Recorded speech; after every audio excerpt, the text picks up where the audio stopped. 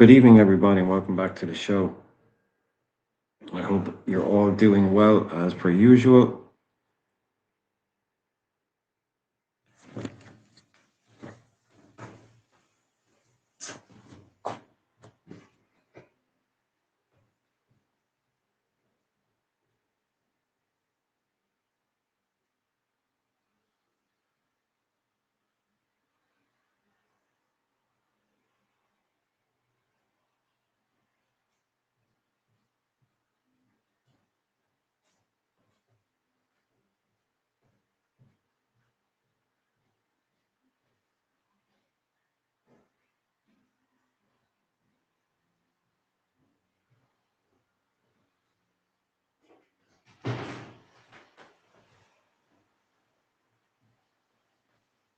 Excuse me, sorry about that. Now, who we got? We got Sonny on the panel. We got Sonny to come in. We'll say hello to Ollie and Lee, Russell, Edward, Tafsir. So make sure I didn't miss anybody. Before I get everything together. Great, nice. Okay, Sonny is here as well. Sonny, how are you? How are we, Brian, mate? You okay, mate? Yeah, not bad. Get some volume there so that you hear what's happening. Okay, we're all good. Aaron is in, Ray as well, stuff. Yeah, lots of bits and pieces going around. We've got some Camara news. We've got lots of Barcola updates. We've got some Gakpo again updates. We've got a little bit of stuff on Minteh. We've got some surprising moves as well going on around the Premier League. Some big money moves, surprise moves. So yeah, we'll get to all of that. And even a bit of loan watch. Okay, so cool. But I suppose first up, Sonny, obviously we have the Camara stuff we'll get to, but just a quick one that came in there. What was it? According to one of these journalists, let me see which one of the Romain is. Some French journalist, okay. He's just saying that agreement is now very close to being reached between PSG and Liverpool for the transfer of Bradley Barcola. On top of the kind of Ornstein type stuff saying, this is from about an hour ago. Liverpool are holding key talks. You've got other people saying, Sky Sports saying discussions have been described as positive, there's optimism. But now you do have, in the last few minutes, you've got this guy reporting that the agreement is very close to being done. So we might even get an announcement this evening, hopefully while we're live, or possibly tomorrow. Yeah, so it does look like the last couple of days finally, we've seen that thing getting banded around, and we, Brian, like that date of all of a sudden it was like the 25th. It was like Liverpool and PSG are going to hold talks with each other on that date, and yeah, obviously today's the day, and it seems like obviously the ball's moving. Like it looks like the transfer is going to go ahead now, and I don't think it wasn't going to go ahead. I think it was just a matter of time and how long it took, and more the structure of the deal more than anything. I think that's what it would do. I think just PSG have a certain number that they want to hit, and maybe Liverpool just have to hit it with add-ons and stuff like that. But I think like I haven't been negative towards this transfer, thinking that it's not going to go through. Like I feel like this one's like been a definite now for the last couple of weeks from what we've been hearing. Yeah, I mean, obviously, Romano was spot on with what he was saying. Like, probably goes to what you were saying, that it was going to be money. It was going to get done, but it was never going to be a quick deal. It was always probably going to go, because like you were saying, it was trying to get us starting at 100, them starting at 170, and trying to find somewhere acceptable for everyone. But being completely kind of set and secure that the player, has made it clear he's joining Liverpool. He's knocked back multiple other options. He's closed the door, as they say, to all the other clubs. He's not been in the team at all, has he? He's not training with the team. I seen him training with the team, but it was kind of like, it looked Light to me like he training. was training on his own, yeah. Light training. They're kind of basically what they were doing was they would be in training, like doing all the kind of normal stuff. But then as soon as like games started in like game training games, like the six-a-sides or the 11, whatever, they wouldn't take part in the games, but they do all the fitness, stretching, warming up kind of stuff. Yeah, seeing that, yeah. Which is fine. But I think we always knew, Sonny, that the most important thing was we didn't have to panic. We could wait and negotiate a price because we were 100% on the player joining. I heard there's even been talk about his agents being given the opportunity to go house hunting, looking at properties in certain areas, Freshfields and Formby and, you know, this kind of stuff. So it's gotten to that point, you know. But then you also have the other side as well, which is what Romano did a video there a little while ago, and he's saying Cody Gakpo has an agreement with Tottenham since July. Manchester City are trying to get an agreement with him, and he will be sold if we get two wingers. Yeah, I've seen that as well. Like Liverpool are basically waiting to get all, like similar to what PSG did. They get all their players in, and then they'll get rid of their players. Like it looks like we're going to do the same with Gakpo, really. So it's not like it's not like if Barcola goes in, then Gakpo goes. No, it has to be Barcola and the other winger. Yeah. Then we can let him go. But it seems like we're pretty confident on that if we've gotten to the point where he has actually agreed a contract with Tottenham, basically. Yeah, from what we're hearing the last couple of days, like they were looking at Gakpo and Marmoush, and there was I can't remember the other lad's name. There's like three names that they were looking at, and now it looks like Marmoush is off the table. City don't want to let him go, and now I feel like they are going to put a bid in for him before that window closes. Now try and get that other one on the other side, similar to what we're doing. Yeah. They've obviously got Savino, you know, they've got the money they can afford to do it. You know, it'd be like roughly around about the same, I reckon, like 65, 70 million, maybe a little bit below Savino's price tag. But I do feel it. And then now, obviously, we're hearing the news of obviously City having a little inquiry about them, having a little monitor of the situation as well. But maybe that's linked to Marmoush going, you know, like maybe Marmoush goes to Tottenham and then Gakpo goes to City, like something we don't even expect. Yeah, I mean, I think it's, like I say, it certainly means that it's not just a case of Barcola comes in, Gakpo goes out. It's got to be two. And I think it looks like, obviously, Minteh, maybe it looks like they moved on a little bit too much from the Mbaye deal. That looks like that's gone a little bit cold for whatever reasons.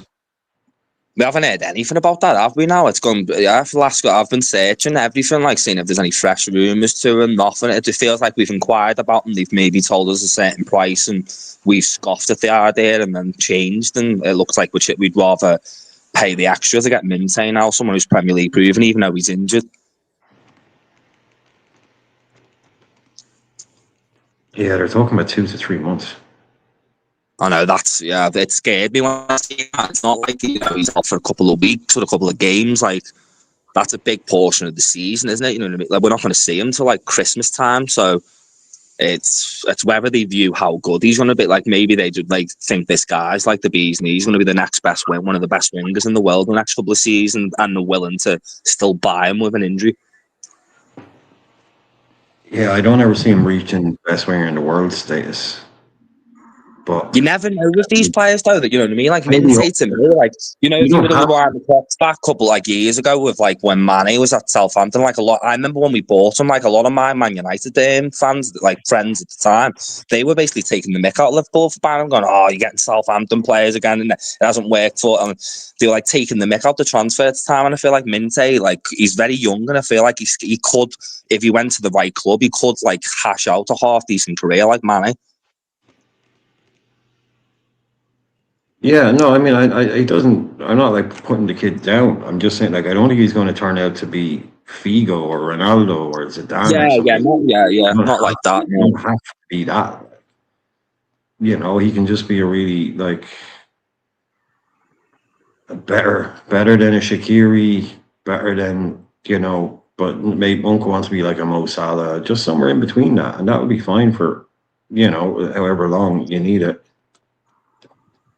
He seems like the safe. The only annoying thing is the fact that he's injured. If he weren't injured, like, you know, I'd be all over this. I'd be over the moon. I'm still kind of happy if we did sign him regardless, because, like, you know, maybe we'll just play Muniz and someone else, and we'll rotate, and we'll just get by until he obviously gets back off his injury. But it obviously beats the team out massive. Imagine going into a game soon, and we've got like Ekatike, Minteh's there, Bark. You know, everyone's back. Like, that attack looks really threatening all of a sudden. Let me see. Is this the one you're talking about? Oh, John, is this the one you're talking about? Hang on. Is it the Chilean lad? Sorry. Hang on. Is he? No, he's Colombian. Yeah, he's blah blah blah. Liverpool emerged as front runners to sign highly rated young midfielder Matthias Orozco. Is this the guy that's at Midtjylland? No, that's the Chilean lads at Midtjylland. This guy is, I can't remember the name of the club, but yeah, it's only meant to be like £6-7 million for the deal. It's not meant to be like an expensive deal for him. Like, I think he's at Cali. I think he's in. the green kit, I remember it's like a white and green kit, whoever it is. Cali, yeah, Deportivo Cali. Okay, right.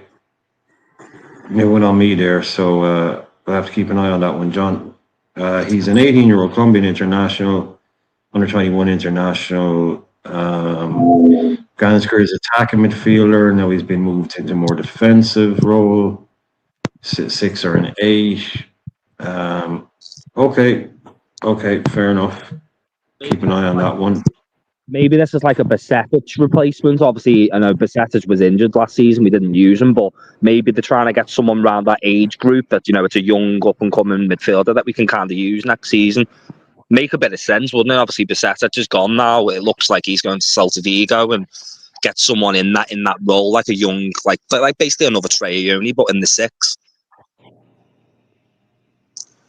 No news, Eunice. No news about Mbai. He seems to have dropped off the radar a little bit.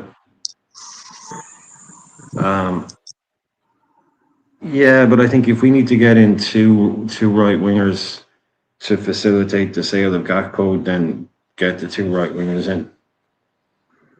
I'm being selfish. Like, I'm just bored of watching Gakpo. I want to see new players. I just want to see new players. You know what it is? It annoyed me as well, Brian, after that game, even though like we were terrible in the game, we scraped it. Yeah, great. We didn't lose. You know, we kept going till the bitter end and we got the draw. But a lot of Liverpool fans were saying, oh, we shouldn't sell Gakpo, you know what I mean? He scored in the game. It's like, don't let that hoodwink you, you know what I mean? Don't let that fool you, the fact that he scored. Like I'd say if someone's willing to pay... You're breaking up a lot, mate. You're breaking up a lot, man. I can't hear you. If someone's willing to pay 60-70 million... That's even worse. Still can't hear it.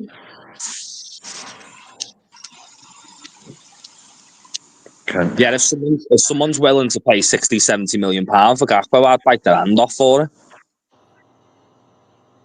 Yeah, so I'd rather just do that, you know. Give us the 5 up front. If we can get the 5 up front, but you know, this again, look, just go out and get these deals done. We all know what else we need. We all know we're short many other places from front to back. It's not from right, you know, right back, centre midfield, both wings. So look, just go and do what you're going to do. We know they're not going to do everything we need, which is why, you know, I think it's been very strange. It's very, you get a lot of people this year, a lot of very naive fans that are kind of saying, you guys need to calm down. This is what the club is doing. You need, like, if the club is doing this, this is clearly what the club wants to do.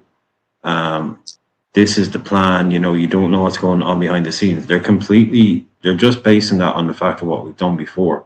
They're not taking into account that maybe actually we're not doing what we need to do. Maybe the club aren't getting the deals done that they want to get done. Maybe the club isn't planning on just doing this. You know, it's sort of, well, you need to believe it. You know, the club are doing this, so this is obviously what they think is right. And it's like, well, how do you know that? How do you know that this club isn't actually not getting deals done? How do you know that Richard Hughes is actually not just having a bad fucking run of things? Because this is not, you know, that's just blind faith in the club. Though, well, if the club doesn't think we need this, then obviously we don't need it. That's complete and utter nonsense. I've heard people say, well, the club doesn't think we need a number 6, then we don't need a number 6.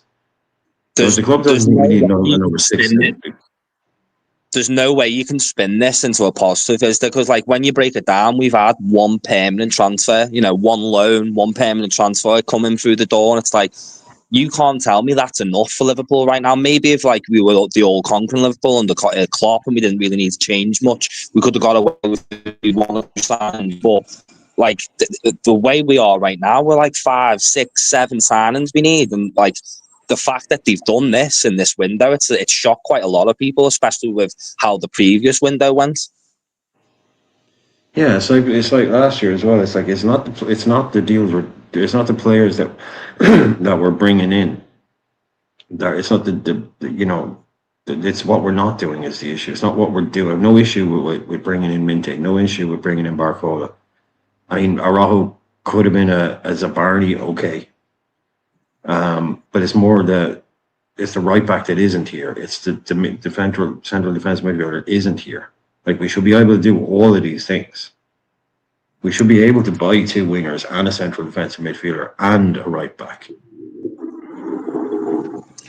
Well, you look at United and Tottenham, and like you look at what City are doing as well. Like, they've completely beefed their, like, transformed their midfielders. They bought 2 or 3 midfielders, and we're just sitting there doing that. We've weakened ours. We've let Curtis Jones go. Besetich is gone.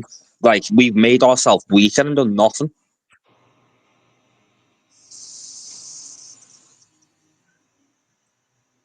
Yeah.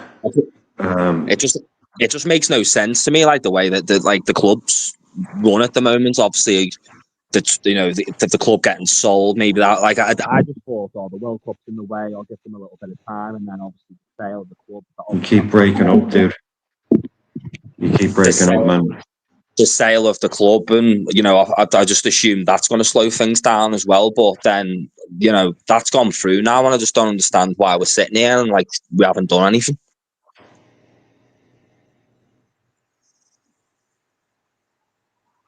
Yeah, just say hello to a few more people to come in. Lee and John and Green and Edward, Boom, Neil.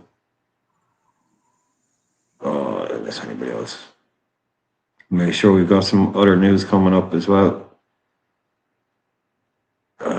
Make sure you're all hitting the like button. Let's try and get 50 likes. Let's try and push it out there. Let's try and get the channel back up to where it needs to be. Get it busy again. Get all the folks back. After a little run of bad luck there with the copyrights, you know, it's still crushing us a bit by the looks of it. So let's try and get 50 likes and get it back on the front page for everybody. Why did they give you the ban, did they? No, do you remember just what I was saying about having to delete the videos? I don't know, maybe if you weren't here. I explained it all there last week. It was going on for ages. Yeah, I won't go over it again anyway, but yeah, we had a few issues, but so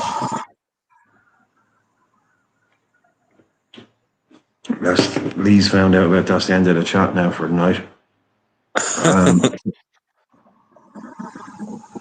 So again, like they say, that this is an even layer when this is drip feed now. It's like, oh, very key talks now. You got this guy agreement very close. So I think we can kind of just put that one to get to bed and just wait to get the notification or whatever that has been done. Obviously, Ornstein's been a lot of talk today. He's been saying Minteh, Liverpool are working on the right wing with their offers rejected by Brighton for Minteh. The interest is ongoing. Liverpool will have other options as well. How about that? How many other options we'll have on the right? Like, we just have a load of players. He's saying there's really key work for Liverpool to do before the window shuts. Yeah, no shit. Again, he's talking about Gakpo. He said, our report is he's on the list. It doesn't appear that's gone club to club. Between City and LFC, it's been expressed to reps. Spurs has made the most inroads. it's complicated because you've got the Barcola situation. And then one of the bigger stories, again, someone, I mean, how many shows, how many times did we do about Sangari Camara? There's nothing. We watched all the videos, we've done all the breakdowns, you know. Again, Camara is not the most defensive of defensive midfielders. Sangari was more defensive, and you saw how kind of adventurous he was at the weekend. So Camara very strong, but I wouldn't put him in the same profile as Kone. Similar, but hey, who knows? This guy Abdelhamid is saying Liverpool are still on the hunt for number 6 and would like to make a move for Camara.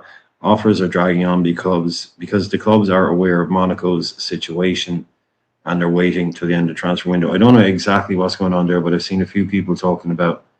Well, are they in financial troubles, are they, or something?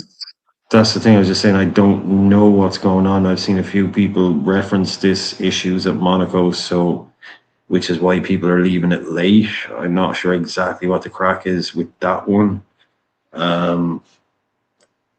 So yeah, maybe it's a Monaco need to sell. Honestly, I don't know. I don't know what's going on with it. Thanks, Pat. Yeah, nice to see you, man. Nice to have you on. Anytime, mate. Anytime. Again, yeah, there does seem some kind of issues at Monaco, whatever they are. You know, this guy's just a brilliant all-round midfielder. The price for them as well isn't that bad, is it? I think it's only like in like 45, 50 million range, isn't it? Yeah, again, I don't know what these issues at Monaco are. So Peter is in, Eric is in. Good to see Eric.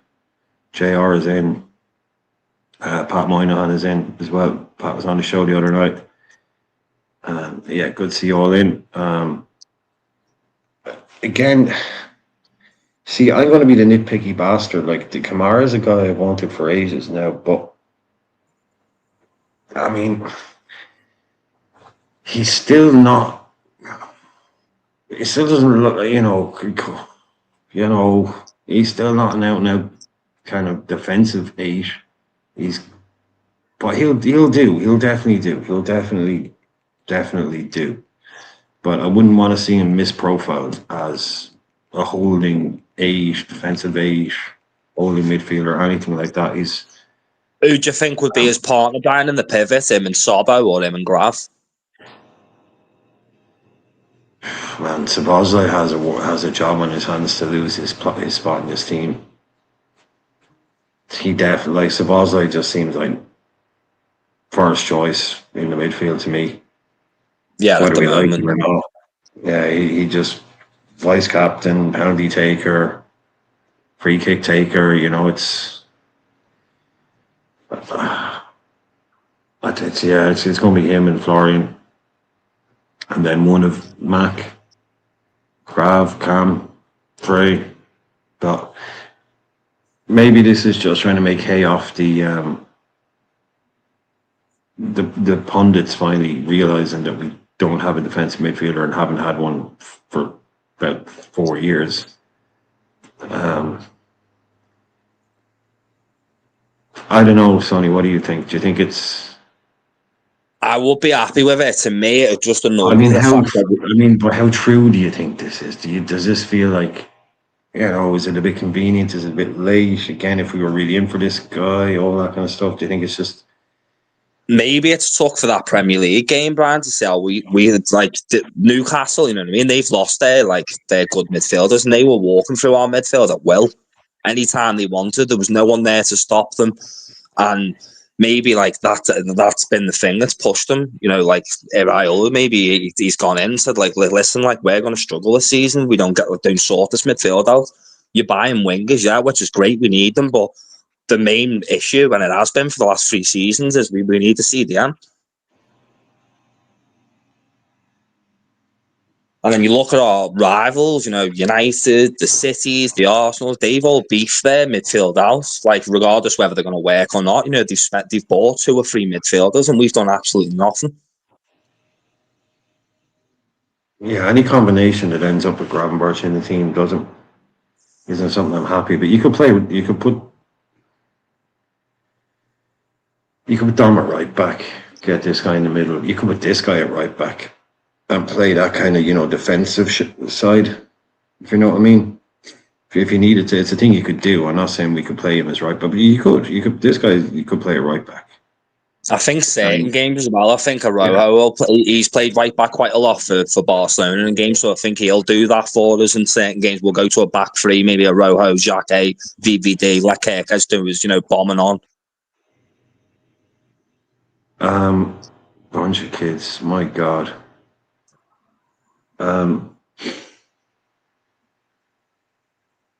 Yeah, I just I'd absolutely get this guy. This is what we're talking about. You get him in the squad, he instantly beefs up that midfield. Where does he start? Does he start every game? Does he? I don't know. But he instantly beefs out this midfield.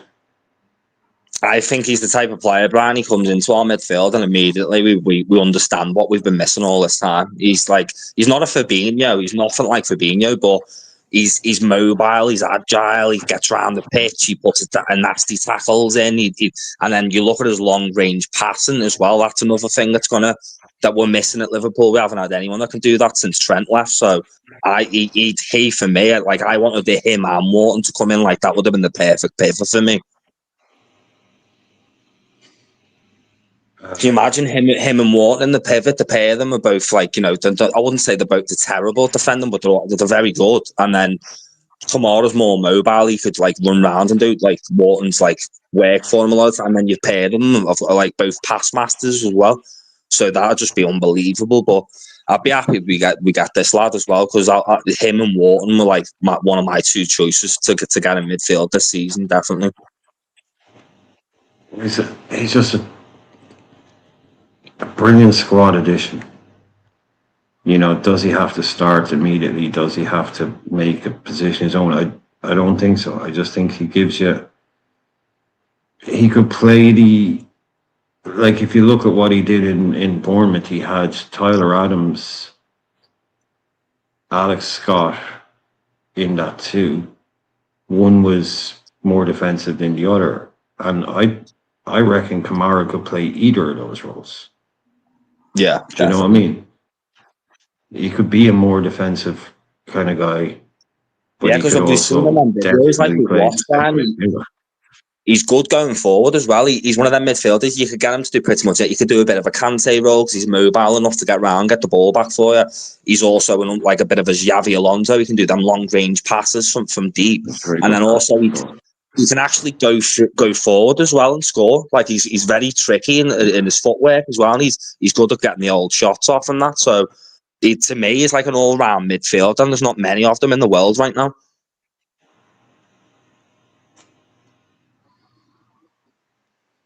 Especially for the price that they're quoting for him, you know what I mean? This is the sort of player you want, isn't it? I think he's 23, 24, ticks literally every box. I know he's never played in the Premier League before, but these, if you're going to buy anyone right now, the French league seems like that's where all the gems are coming from. So I think it's a bit of a win-win, me, especially for we're only hearing 45 to 55, 60 mil for him tops.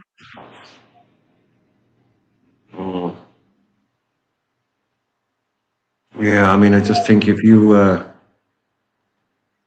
like I say, this whole midfield, like I said, if this is Football Manager for me, yeah, I mean, and you can make a case even out, only people won't, but I would have, if it was Football Manager, I would have sold Endo, I would have sold McAllister, I would have sold Grav, I would have sold Dom, and started just completely rebuild the whole thing, because there's none of them.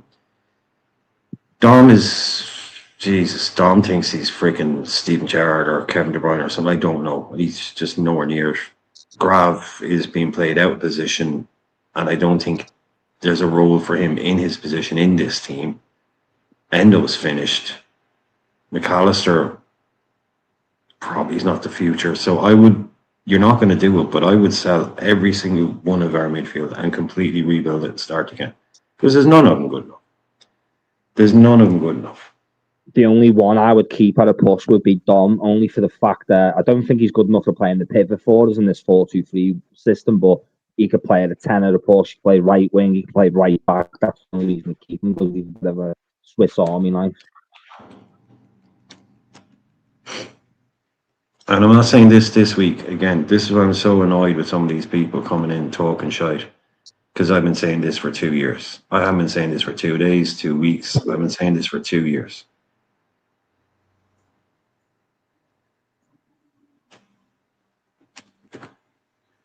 Our midfield shot when you look at it. It's just loads of eights. No one's like got a defensive mind on them at all, and that's why like we struggle in games. Like, and I feel like a lot of the teams around Europe are starting to realise that. That's why they're starting to beat their midfields out for next season. And like regardless of whether like some of these signings work out or not, like they're gonna have better midfielders than us next season. We're gonna struggle.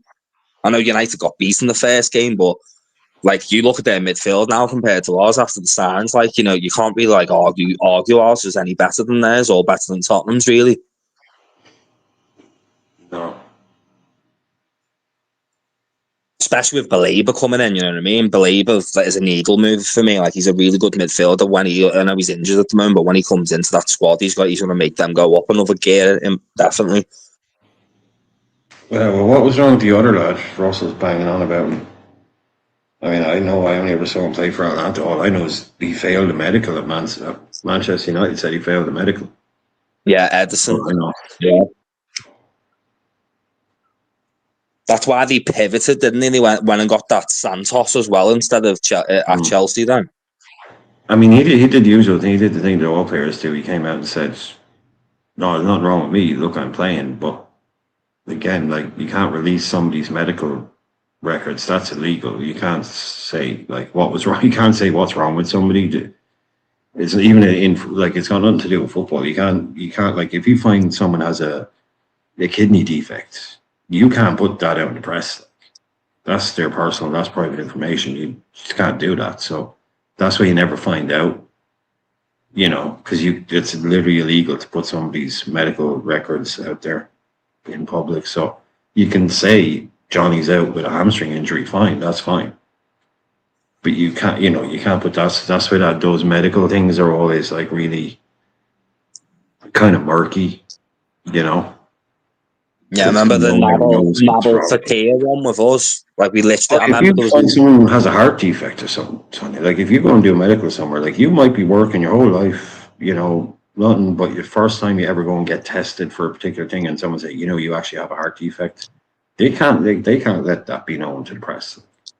No. That's why these things never come out. Like, so, you know, they come out after the fact or during things like. But you know, if someone fails a medical because there's something wrong with that, you know, that just gets more murky. You know, so they said he failed the medical. He said there's nothing wrong with him. Okay. It happened with us. Remember Fekir, like there was literally a video of him in a Liverpool tracksuit and everything, and then it come out he had something wrong, like his knee was basically saying like, you know, that knee's not going to hold up. It's going to eventually break down, and he ended up going to Real Betis in the end, didn't he? Obviously, he kept playing, but yeah, he didn't really reach the heights that we thought he was going to. Yeah, I'm not saying there's something, Edward. I was just using that kind of as an example that you couldn't say that kind of thing. But yeah, I mean, like that's why Ericsson had to leave Inter Milan, because when he had his issue, he was at Inter Milan when he had his problem on the pitch. So they put a pacemaker in his heart, but they had to cancel his contract at Inter because the Italian FA won't allow players with pacemakers to play. I mean, other leagues will. So that's why one of those. Yeah, so I'm not saying he had a problem with this. I'm just mean that if you use it as an example, yeah, but it is probably something to do with one of his knees. Like the lads, like Ollie's saying, that they had a look at his knee and went, no, that's probably not going to do 3 years in the Premier League. I don't know.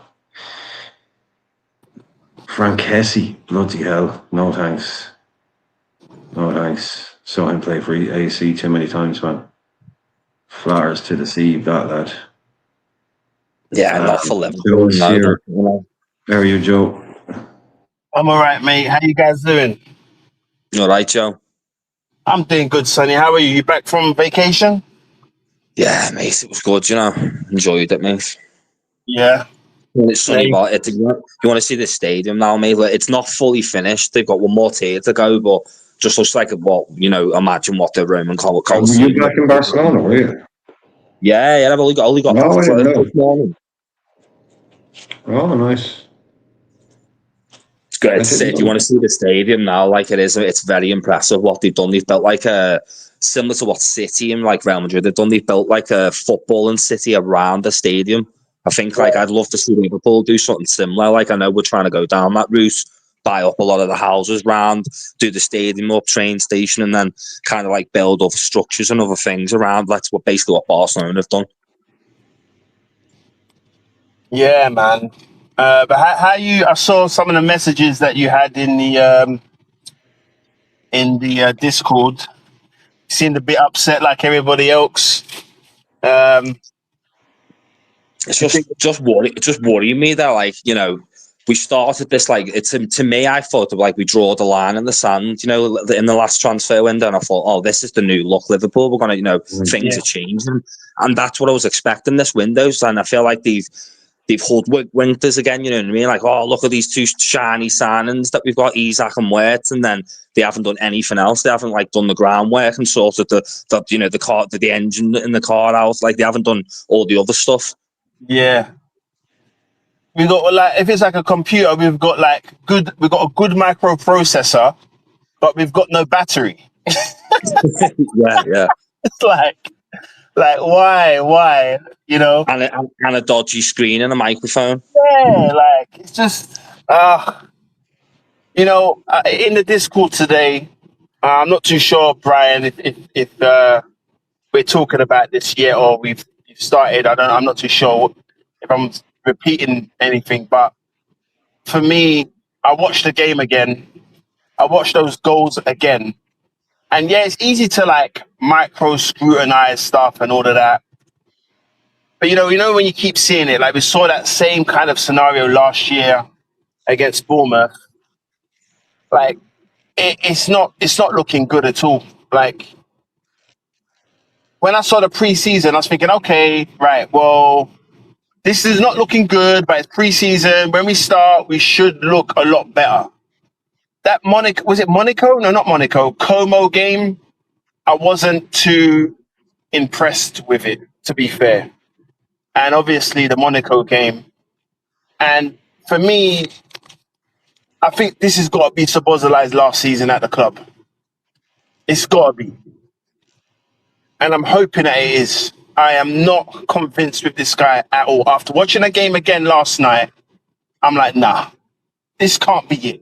This cannot be it.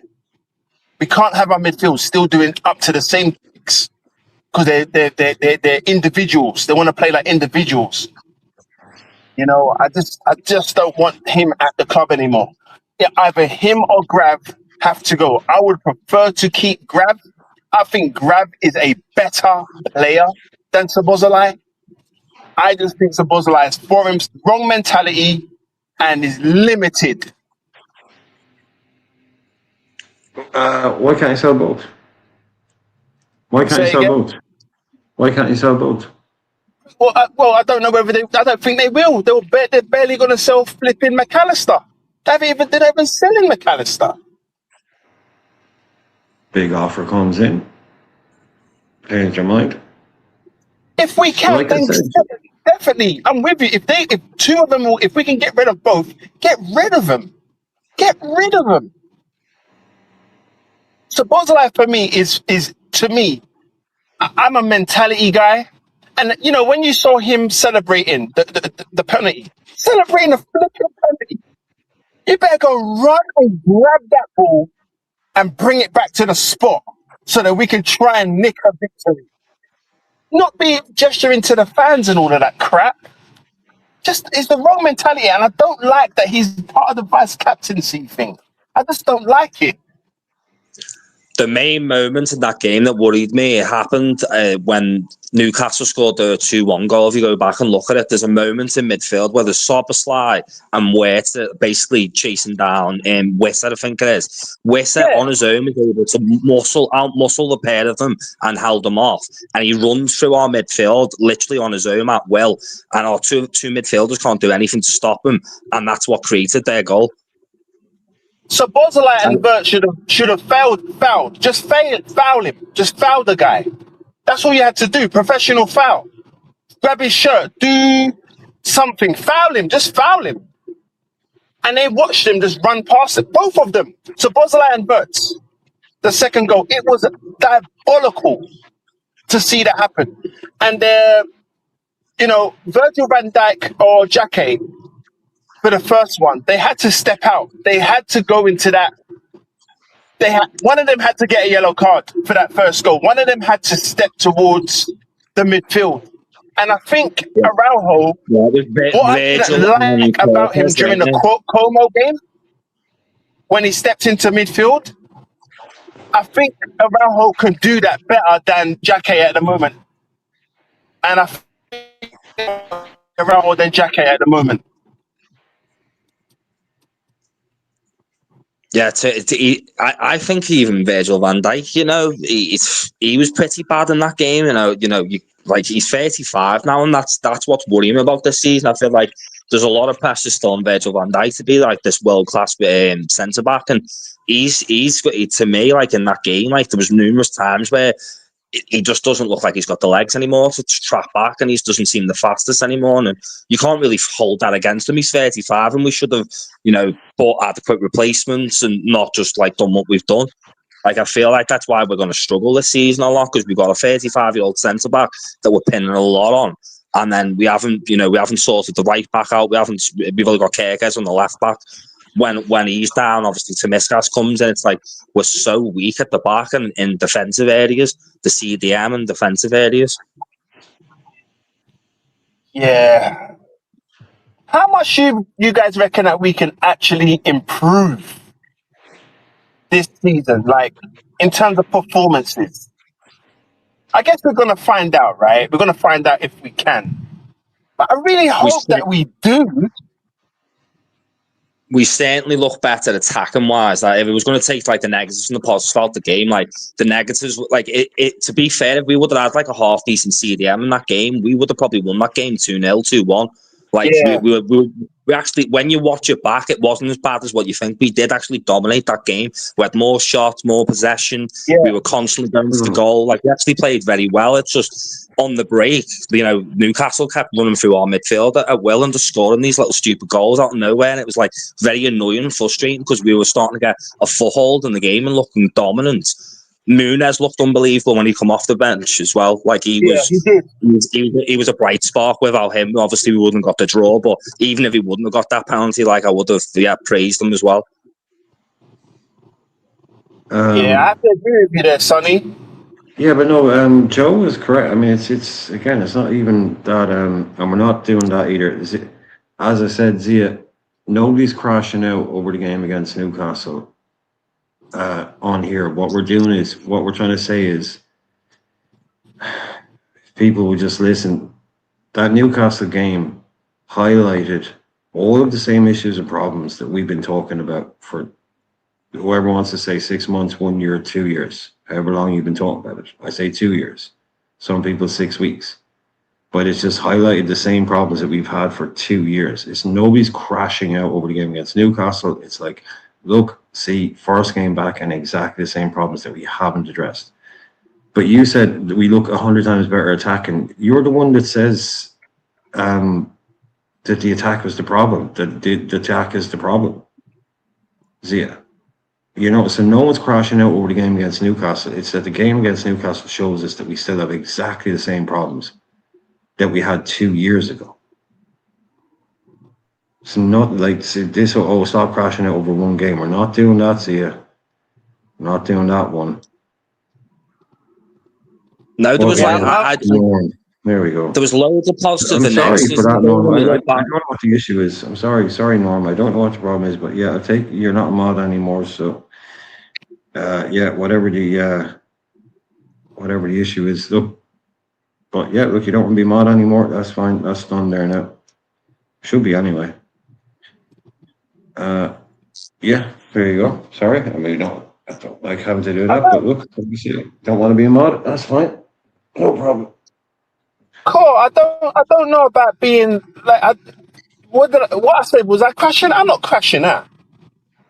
No, we're just I don't think saying everyone's crushed out. we're dissecting the positives and the negatives out of that game. Like there was loads of positives, loads of negatives. Like we're just dissecting like what obviously happened in the game. I don't know. Maybe I've been a little bit negative. I have to admit, I have been negative. Coming like this transfer window and like watching the game, even before the game. To be fair, I was saying I just see that midfield is going to be the same situation. Like they're gonna walk through our midfield. My prediction was that we would win 4-3. I just knew that we were going to concede goals. I was hoping that we could win though, like, you know. But we just cannot. We just can't seem to have structure, like a serious structure. Even in pre-season, the structure wasn't there. We look way more structurally sound with Leone in the team. We look more like a potent threat going forward with Leone in the team. And he's a little bit more disciplined, isn't he? He's way more disciplined than Gravenberch and Szoboszlai. Szoboszlai was just bombing on. You're supposed to be in the double pivot. You're just bombing on. Just up there, like as a 10. Like, we can't do that. That second goal. When you look back, that second goal, Wirt and Szoboszlai out of position, they're obviously trying to, in the attacking aspect, and then they've realised, Wiss has got the ball, the pair of them, they're fast enough to get back, to get close to him, but like you said, they didn't do anything. Like, one of them should have been like, well, I'm going to take his yellow card for this, I'm going to drag him down, pull his shirt down. Like, someone needs to make that decision and do something. Gravenberch ran past them. He ran past Wirtz and Szoboszlai to try and get in there. Failed. He tried more than the rest, and I guess it will maybe quote unquote his job as this quote unquote DM. But him and Szoboszlai they're just not it, man. They're just not it. And I'm surprised that we haven't. This guy Iriola has to get the best out of what he has at this point. So he's gonna have to sit down with these guys and say, listen, I don't care like what ability you've got, but I need one of you to sit. If you're gonna go forward, the one of you've got to sit properly. You've got to be. Joe, you call it. Joe, you call it. I mean, you don't need to go any way beyond it. Like you said it in, I don't know, 3 or 4 words. Just fucking foul. Yeah, bring him down. Tactical foul. That's the only instruction that was needed there. You foul him. Because you're inside your own half. The other one, even the second, Xhaka could have fouled him, he wouldn't have been last man. No, I'm not advocating, but the first one, what do you think Fernandinho does there? Thank you. What do you think Fernandinho immediately? Even Lucas Leiva would have done that. Lucas Leiva would have fouled him. Tactical foul, move over, there you go, you get one a game, yellow. The best in the world, like Fernandinho was the best in the world, because that situation could happen 3 minutes into a big game and he'll say, I have to do it now. And he could play the rest of the game on that yellow card, basically playing at the same level. But that was it, just take him down. I'm not advocating fouling, but in a situation like that, you're going to have to learn. If we're playing that kind of football, every now and again, someone's just going to have to look. We're not telling you to go take the yellow. Take a red card, pull his shirt. The worst case scenario, you're going to get a yellow card. You're not going to get sent off for pulling his shirt. Kind of a bit muffy there, Sonny. Tactical fouls, like in that instance, like if you went in for a double footed and tried to injure him, take him down, you're going to get red carded. But there's no harm in grabbing his arm, pulling on his shirt, pulling him down. All you're going to get is a yellow card. Stop the move. Yeah, you don't have to hurt the player. Just stop the move. Grab his arm. That kills the move. You get one a game. That's it. But you take it. That's it. So, the Xhaka one, he was close to goal. He would have gotten a yellow at least. but he wouldn't have been last man. You know, but anyway, I don't, maybe not so much there, but the one inside our own half where he's turned him, just stick a leg out in front of him so he has to stop or pull his arm back just to break the momentum, and he's like, ref, look, he's like, yeah, yellow card. But that's it. You know, that's not in Saba, that's not like Dominic Szoboszlai is an attacking midfielder that we're trying to force into central midfield. He's an attacking midfield. All his instincts are attacking midfielder. He's Alex Oxlade-Chamberlain is what Szoboszlai is. Yeah. He's not a central midfielder, and we're trying to force him in. He has no defensive instincts. You can't teach instincts. You can teach a bit more of awareness, but Szoboszlai's kind of the player he is now. So it's just madness. Like, I'm not always criticizing the player. It's like, we're forcing these guys into roles, and the club are forcing us to come in here and argue about this guy and that guy because they're not buying it. They're not filling the holes we need. They're not addressing the problems we have. So that's what I'm saying to Zia.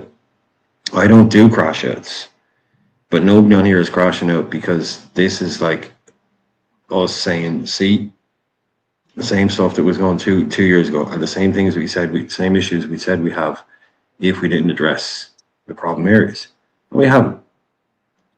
These are just the cold hard truths, aren't they? Like, it's like, I hate being negative about Liverpool, but unfortunately at the moment, like, this is the cold hard truth at the moment. Like, we're terrible in midfield. No one's got a defensive mind on them at all, out of any of them.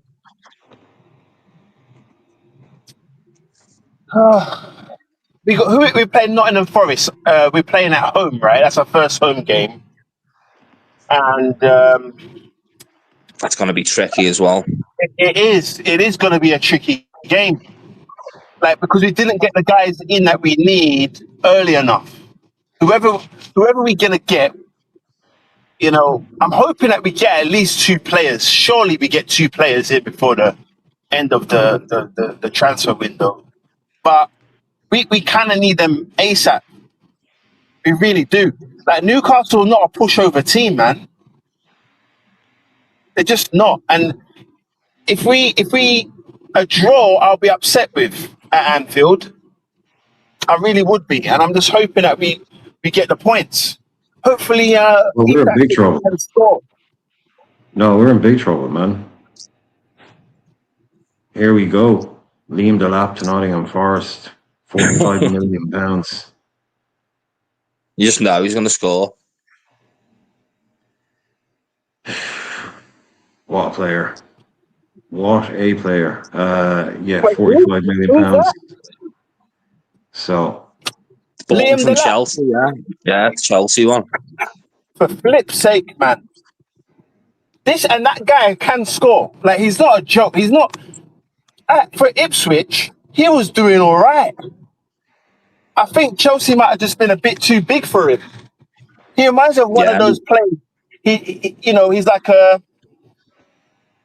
I don't know, like, he gives me Jamie Vardy vibes. He doesn't play like Jamie Vardy, but that kind of working class vibe. That's what Liam Delap gives me. And then he goes and bangs in a goal against us. We have got to win this next game. We have got to. We've got to win it. It's gonna be a tricky game as well because they've been like our bogey team. I know it was more under Slot and we've got a different system and manager now, but it is definitely going to be a hard game. And I know it's at Anfield, but as soon as I seen like the start of the season, I looked at that Nottingham Forest game and thought, like, this is going to, you know, this is going to test us to see whether we've changed or not from last season. You know what? Yeah, I'm wondering why we still play the pivot. If it doesn't work and we leak goals like that, why do we still play it? Like, don't we have? Why can't we just do the old school? You know, one guy as an anchor, like the way we ended the game against Newcastle. Like, one anchor and 2 8s. Why not just can't like a we 4-3-3? Yeah, why can't we just do that? Well, because I mean, that is only. I mean, the players we have. I mean, and like Russell is saying, so yeah, they're not putting Wirtz on the bench and they're not putting him on the left. you know, See, this they're is why trying to I'm make mad this. with you. I'm very mad with you. weirdly in that game, I've got a Wirtz feeling was he's so a good. donor, mate.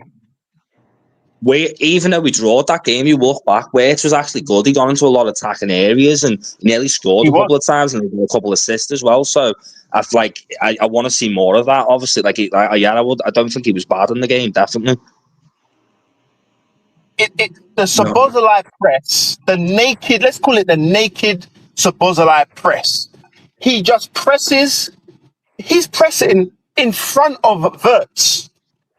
Like, he's got to learn when to press. Because every time he does that, a whole opening, it's a hole in midfield. Why can't he just relax? Allow Wirtz and Isak and the wingers to do their press. Let them do it. You know what I'd love to know more than anything out of all the midfield? I'd love to question what happened with Grav. How were you able in that season where we won the league were able to turn into one of the best sixers in the world at that time? You were unbelievable. You understood that role, or it seemed like you fit it like a glove. You were unbelievable in that role. How have you gone from that to what you are now? I don't understand what's changed.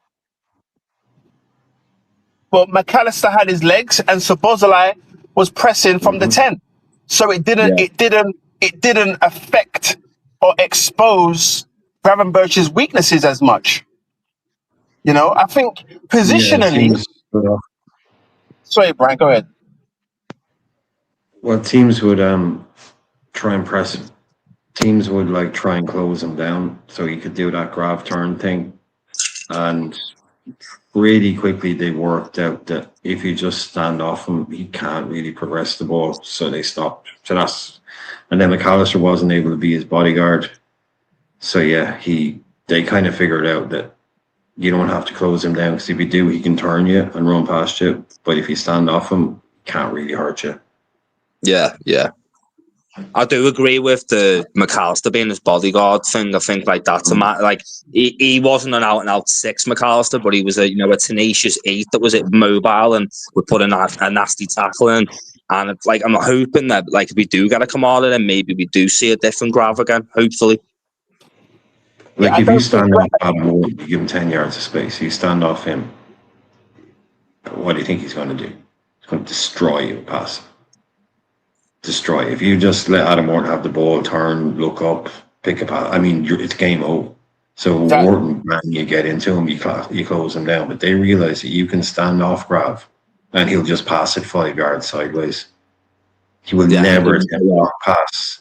He'll just give it back to the keeper. He'll try give to Trent. When trying to give to Trent, let Trent try the ball. But if you take away that ability to turn you and run past you, he's utterly useless. And then he has no interest, really, no instincts as a defensive midfielder, because he's a box-to-box player. And we're asking him to play out of position. But Grav was in full bodyguard, or McAllister was in full die for the company, as they say, bodyguard mode, For the company. Right, it's true, though. It's true. Oh, yeah. That's Mac that season was a man possessed. I'm not surprised his legs are gone, to be honest with you. Because that season he was John Wick in our team, wasn't he? He was the enforcer. Absolutely unbelievable. If there was trouble, Mac was basically the one getting sent 4 feet flying into the air. Every single game, he seemed to get at least one massive challenge, really heavy challenge. And Joe Gomez would be out for 4 months. McAllister was up 2 seconds later. And he was getting one of them almost every other game. He was getting a really heavy challenge, going in challenges, getting the amount of times he's just who's that gone flying? Probably Mac, but that's probably partial a reason to see the kind of drop off. Because I guess, you're saying he was just ultimate enforcer mode.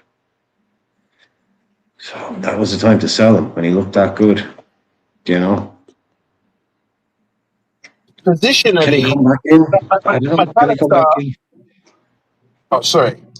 No, I was just saying, Lee's saying he should come back in. I know JP is. I know maybe he's on mute, maybe in the background. Just come in whenever you're. Yeah. I just listening. Oh, okay, cool. Big up, everybody. Big up, Sonny and Joe. You're right, JP. Yeah, I'm cool, man. What's up, JP? Yeah, I'm cool. I'm cool. You're back. You're back. You stayed away from the transfer saga. It just came to at the Yeah, start no, of the no, no. season. Joe, when I teach down here in Trinidad, so when July, August comes around, I tend to go on vacation. So I now come back from vacation and stuff, just like Sunny.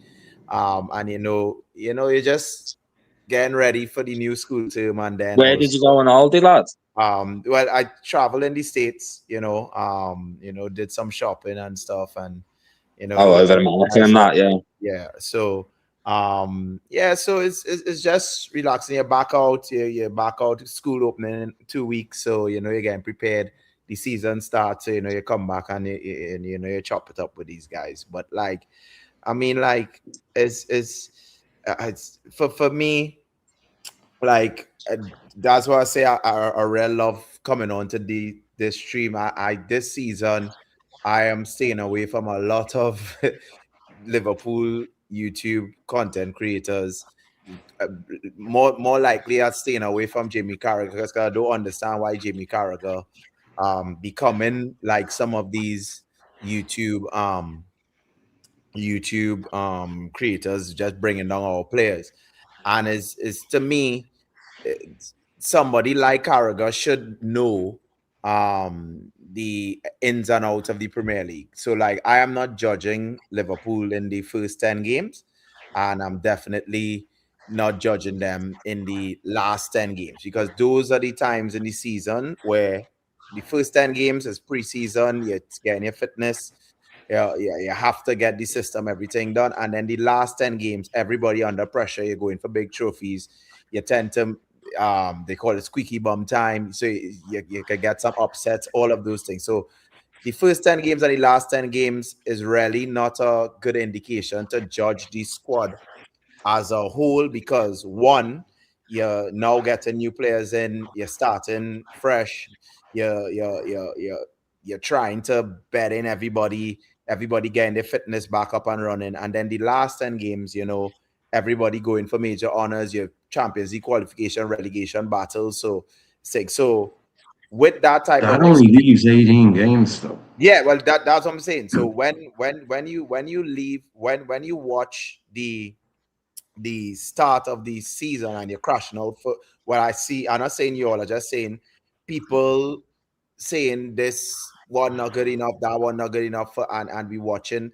I have seen countless times a team didn't do well in the first 10 games, and they finished the season strong because they got into it. I've seen players didn't do anything for the first 10 games and then they again finished strong. So when people start to say, and I just talking for Verts, because that's why I put it since last season, because there will come a point where everybody, so just like how Brian and me will say, and we were saying 2 years, Sonny, that we need a defensive midfielder.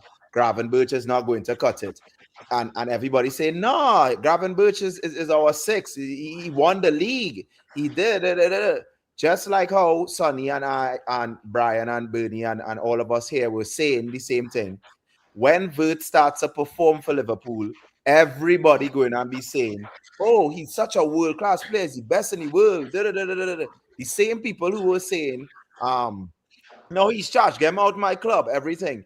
I say, so that's why I put the Vert's lawyer, because for everybody who has been a hypocrite, when Vert starts to play well, I will be giving the receipts, and I will be saying the same thing I said to, not everything will be what you call it, nail on in terms of getting things right. So I also said, if let's say Vert's flop, and I don't believe this, but I'm just saying I will own it and say, well, yeah, sometimes you can get, but to me, for the love of me,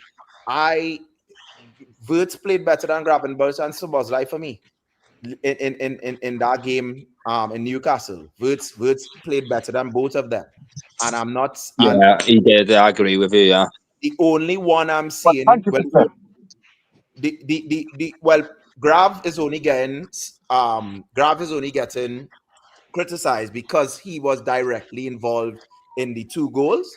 But like, let's say Graf didn't cause the 2 goals, people wouldn't have been, because Szoboszlai getting a free pass, you know, Graf and Birch only getting criticized, Van Dijk getting a free pass, you know, Frimpong and Kirkes kind of getting, Isa getting a free pass because he injured. And I'm saying to myself, how do you expect Wirtz and Isaac to perform when you're on the back foot and you're in Newcastle? If we keep things tight, if we keep clean sheets and stuff, Wirtz and they will be able to express themselves. As soon as Newcastle scored in the first 5 minutes, they executed their tactic brilliantly. They're saying, yo, Liverpool's big bad Liverpool, we're not strong, we playing on the counter-attack. We keeping it tight and we playing on the counter-attack. In the first 5 minutes, we gave them their strategy. So once they score a goal, it's more difficult to break down a team because they're going into the shell. And then when Wirtz and Isaac not getting chances, Rio not passing his man because he getting double up, people want to know why. Because our defense and stuff is not good enough. The gaping things that we said before is not there. So for me, this season, and I am a really, Joe, you said something there just now, whether you think you would see good performances. In that game in Newcastle there, I am guaranteeing you, Joe, we are going to have fun again, and we are going to be happy as Liverpool fans in this season than last season, because what I have seen in the Newcastle game, once these guys settle in, they are going to get it right. I'll just give in one example here before I let you all come in here. I haven't seen Gakpo pass to Kirkes on an overlapping run. Like, I can't recall it. Maybe it happened, but I can't recall it. And I have seen it 3 times already in the Newcastle game. And I haven't seen it in last season. And I've seen it 3 times. The attacking aspect in the game, like, I was excited by it. Like, we were on the press, we were constantly pressing, we were going after them, we were going for the win. It was just the only thing that let us down is we don't have a CDM and Newcastle running through us as well. Correct. So once Sonny, I don't know if you remember when Kirkes made a brilliant overlapping run. So I just gave him the play because that's why I'm saying people not understanding Wirtz role. Anyway, Wirtz got the ball. They were 2 men were pressing him. He threaded a good pass to Gakpo on top of the box. Gakpo received the ball, gave it to Kirkes on the overlap, and then Kirkes didn't find Isaac. That, to me, that was a simple ball for Kirkes to find Isaac, right? But just think about that play. Eventually, Kirkes will get that right. Eventually, Frimpong will get it right during the season. And there was a time as well where Kirkes cut in and got the ball to Wirtz, and then Wirtz got a shot off and he scored as well, wasn't he? Yeah. So when these things start to click, Sonny and Brian and Joe and stuff, we will start to see identity back in Liverpool where, we playing good attacking football. The score might be 5-4, and then we blame it. But it will click, right? It will click, it will show. And that's why I'm happy this season, where when I realize my team is not wanting to be prepared to go into a title challenge, I'm not going to fight for the title challenge because my owner's not giving me the opportunity. If my owner's not giving me a central defensive midfielder, getting Barcola and all of these players in early so that we could settle in, because even when Barcola and these guys come in, they have a settling period. You can't settle if you want to go for a title challenge. Arsenal is not going to give any team any time to settle. Man City not going to give any. Chelsea definitely not going to give any time to settle. So my team in this transfer window has said to me this season, we are not going for the title, and this is a transitional season for us. And next year, hopefully, we could get Champions League. Next year, hopefully, I'll put into the transfer market and we go for the season. That's what my team told me this season. So why am I going to crash out and believe and think and be naive to say Liverpool going to challenge for the title? No. If Liverpool were going to challenge for the title, we would have had a central defensive midfielder by now. Barcola would have been over the line. We would have gotten our reinforcements and stuff. And these guys would have a preseason embedded in the team so that they're ready to play for us right away, right? if we get Barcola not playing until the end of September, right? So like, or middle of September. So it irks me to see that, you know, people coming out here trying to be take. This is a transitional season, right? Enjoy the football. Let us stop criticizing the players, apart from the ones that we know for sure that are not good enough. But let us stop criticizing the Verts and the Isaacs and the sub, because they don't have good players around them. Sabazla is not good enough. Gravenberch is not good enough. Rio on the right is not good enough. Gakpo is not good enough. So let's wait for the transition to come in. We get the players, and then we start to see entertainment football, and then we move over to next season, because I'm not going to be naive. My team hasn't given me the tools to go into the war with this season. So why would I say, put my neck out on the line and say Liverpool is winning the title? I don't care if we are 20 championship title winners or not. I am not naive. I'm not a fan who's going to take. I like to be prepared, and if we are not prepared, we can't expect to win a title if we are not prepared. No, you'd be stupid. Like, I think all Liverpool fans would be stupid. Like, if we say, for instance, we get Barcola and Mbai come in, and maybe Camara comes in as well. Maybe then you look at it differently. You know what I mean? Maybe there's a couple of games we start playing better, like things change. But if you're just looking at it now, like, yeah, there's no chance we're going to win the league. Obviously, I think we'll definitely get in the Champions League places, because we get 5 places in the Premier League now because the coalition points and all that stuff. But it's like you say, I think it's a transition. I don't think this team, that Ariola's team, is going to be finished the same. I think it's going to be more work in January and next summer until we get this team basically to what we need. We need a new right back. We need more CDMs. We probably need another striker, depending on what happens with Ekatike when he comes back. Because fingers crossed he comes back and he gets. But we don't. Some players don't get back to the full pomp off that injury. It's one of the worst injuries you can get. So we really don't know what like he's going to be like when he comes back as well. I mean, we know it. I'm following, like both of you, I'm following your logic. I get it, but two truths can be true at the same time. And the way I see it, even though I am in agreement of what you're saying, this is Liverpool Football Club, the most successful club in the world. And we are just supporters. And we can see some of these issues that have been going on for such a long time. And yes, we are in a transitional period, but we've been in a transitional period for not just this season or the season before. We've been in transition for a little while, right? We've had these gaping holes for quite some time now. Yeah. So the expectation of us being in competition for honors in every competition that we're in is a standard. Imagine saying to flipping Bill Shankly or Bob Paisley, imagine them saying, oh yeah, you know, it's a transitional period this season. So, you know, we're gonna just try and make it in. Nah, that's unacceptable, man. It really is. Whether it's the players, yes, we have the players that we have.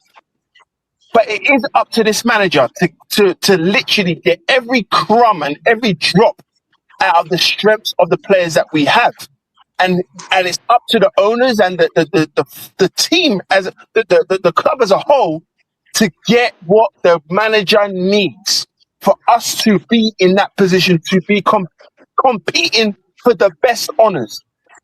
That is my expectation. If we lose, fine, but I don't expect us to be just losing and we're whimpering out of competitions because we can't field a good enough team.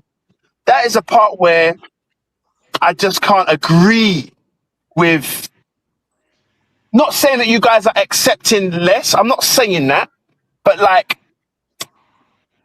there's an element of defeatism that I pick up with that type of narrative. Not saying that that's what you guys are doing, but that's my fear that we become comfortable with it because we shouldn't be. So Joe, no, definitely not the bar. Yeah, the bar is high, and we should keep it that way.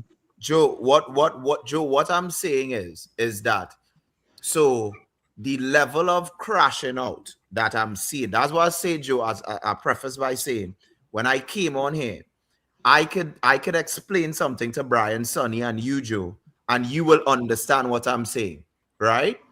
If I go on another stream and I say, yo, I don't think we win in the league, people will say, whoa, you're not a Liverpool fan. Well, how you could Right, say right, that? How you right.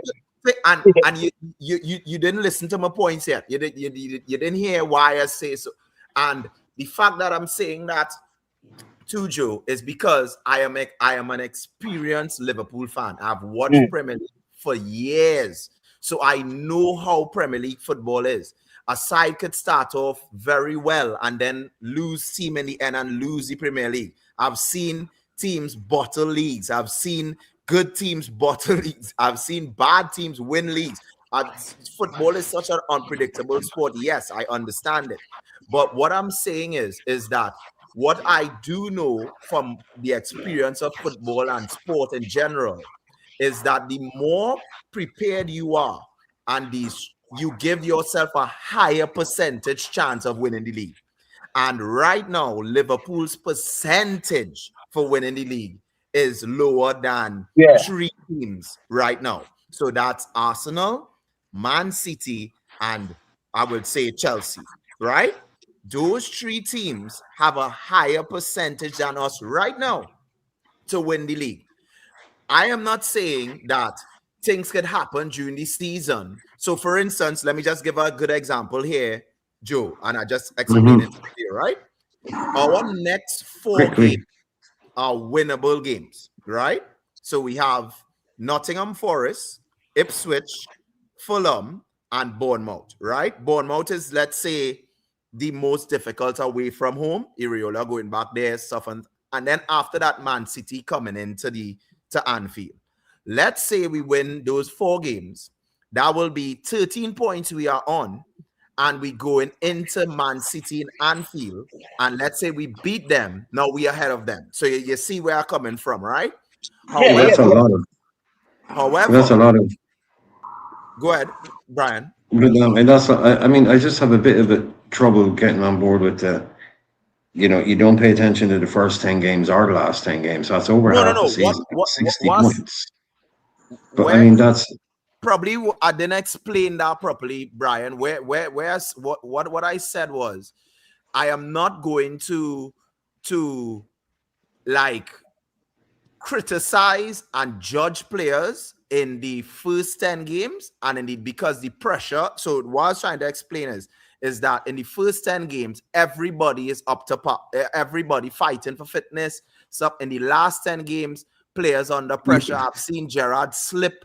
One of my consistent players slip under the pressure of winning a Premier League, and the criticism he got even now, and he's one of our best players. I probably explained that a little difficult. But what I'm saying is, what I'm saying is, like, there's people criticizing the crash out and all that. Look, whatever. If you've been places and people are smashing glasses and things, fine, But like I say, my main issue here is, like, we're watching this game. It's like, yeah, look, see, same stuff that we had last year, same issues we had a year ago, same issues we had 2 years ago. It's not like, oh, that new kid is terrible or get rid of it. It's like, no, same problems. Guess what? Same problems that we've had for 2.5, 3 seasons now. And they still haven't been fixed. And they won't be fixed because it's the same players, regardless if it's a new coach. Like, Grav and Dom are who they are. You buy them because you don't buy Grav to turn them into something else. You don't buy Dom to send them. They will always be a version of what they are. Isak is never going to, like, he's a striker. Dom's an attacking midfielder. Grav is a box-to-box midfielder. And they do other things, but they are who they are. You bought them because of who they are, because of the tendencies and the things that they have and the instincts that they have and the way they play the game. So now we're trying to cram them into different roles. So it's not working for us. I don't care about them. It's not working for us as a team.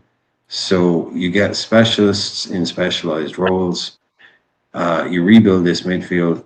You look at it again. But it's, like I say, it's not crashing out. It's like, basically, here we go again. Unless we address, it's like, there's still a hole in the roof.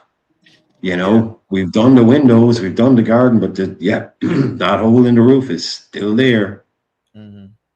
you know, it's not kind of like you can do everything, but it's until you get that fixed, that big gaping bloody hole is still going to be there.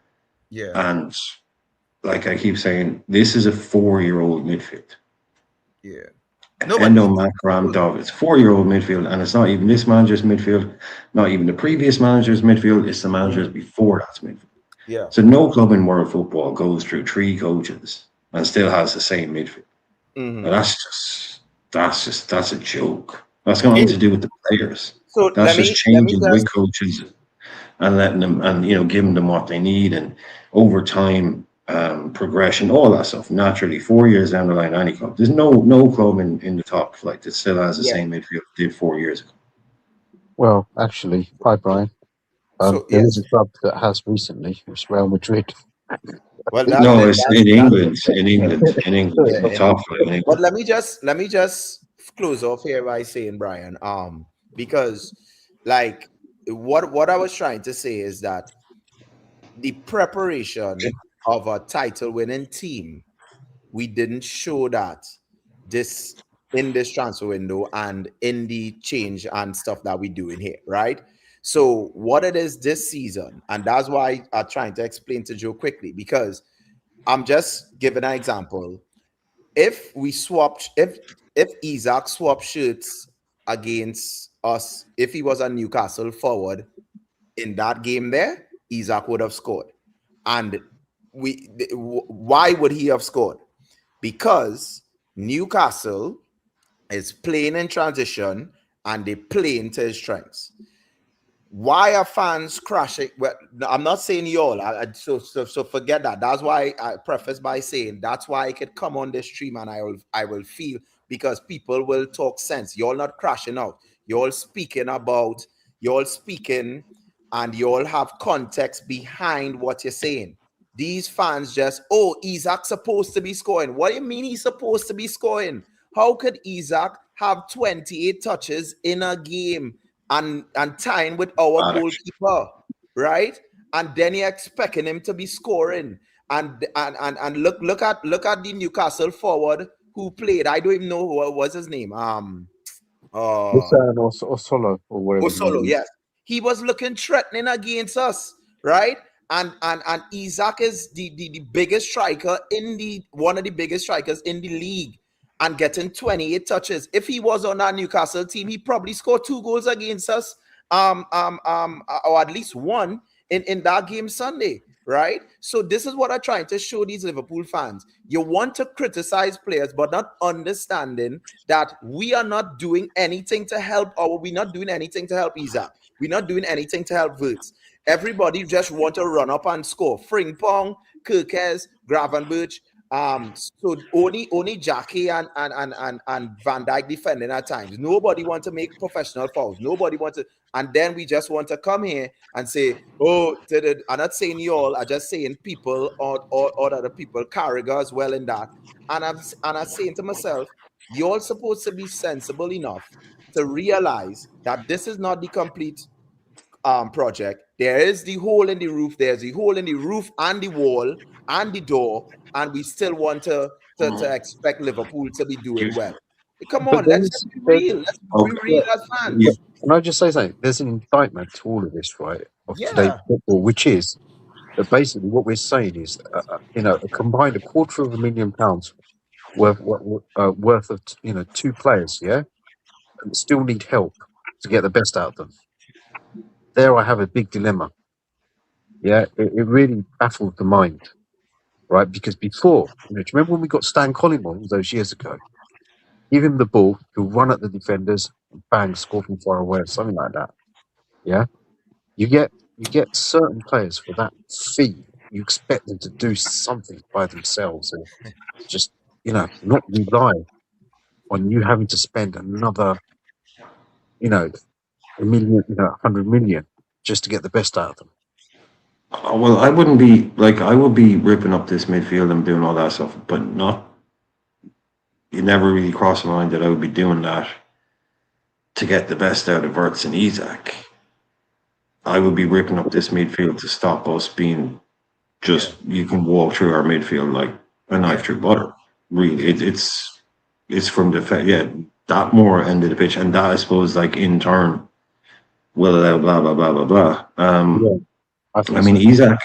Isaac, you know, what are we talking about? 54 goals in 86 games over 3 seasons for Newcastle. 54 goals in 86 games. That guy can score goals in not world-class teams. Good teams. Newcastle was a good team, but not some world-class team. So you don't need... He doesn't need a lot. Just give him the ball in the most basic kind of footballing type of way. Get him the ball. I 28 don't think... touches and a Z. 28 touches Z. You know, so he's basically, I said, of all the issues, the list of all the issues and the worries of this club, problems, Isaac will be very far down that list. Keep him fit, he'll score goals. How many? I don't know. But the midfield for me. No, I know. Look, I know you're saying, like, I'm not writing off Wirtz after one season, and I'm not writing off Isaac after one massively injury disrupted season. Yeah. But as I've said, Wirtz needs to step up this season and start, showing it really, because you can't go to like someone like him. I say you give every player a year, you give every player a season. That's like a cliche. Like some players really shouldn't need it. Like he's not come from freaking Bolivia. He's a world-class player. I didn't expect someone like Florian Wirtz to take an entire season to bed in. But look, it is what it is. But he definitely has to start showing who he is and why we bought him across the course of this season. But I don't really have any kind of worries about Isaac. Keep him fit. He'll score goals. He will score. What is it? I'd say, look, he could score 20 goals for a team to finish as fifth.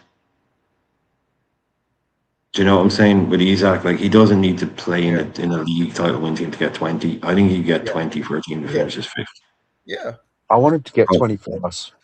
So let's just see if he manages to do that. I mean, he did it for Newcastle, but I guess they played towards strengths as well. Yeah. So you have to remember that. And we will play. We're attempting to play to his strengths as well. Get the ball across the box to him. Get the ball. It's not about crossing it. Russell has this thing about him saying he can't head a ball for 100 feet. He never said he can't head a ball. He's a striker. All strikers have weaknesses, and he just said one of his. Well, if you have a weakness, what is it? He said heading the ball. He's 1,000 times better a header of a football than most people are, man. Yes, it's like, but if a striker has one weakness in this day and age, I'll take him saying, well, my heading isn't the best, but he can score headers. But you put the ball on the ground into the box in front of him. First touch, bang, goal. That's all he needs. Yep. He's a finishing. He's a 1-touch, 2-touch, 1-2 finisher. That's what he is. Just bang, bang, finish. He doesn't. He knows where he wants to be. Let's create a little bit of a situation where I'm in the middle, ball in across me, and I'll just finish it. We're not crossing balls into the box for Andy Carroll. 54 goals in 80-something games for Newcastle. Yeah. This guy can score goals in the Premier League. If nothing else, he's proved that. Even if he is poor at heading, he's proved he can score goals in the Premier League against the teams he's playing against now. So the only issue for me is keep him fit. I cannot understand any reticence or any worry about Alexander bloody Isak. Yeah. One of the most, Jesus, seriously, one of the most, like, this guy is he's a goal scorer. Yeah. He is a goal scorer. That's not going to disappear. Yeah. As long as he's in this team fit, I will never be worried. I heard people saying, well, Nottingham Forest is going to be a test. Yeah, but as long as Isaac is on that pitch, and especially at Anfield, and they will be defensive and stuff. He's the type of forward they need in that game. That kind of, you just feed him the ball or feeding off of scraps.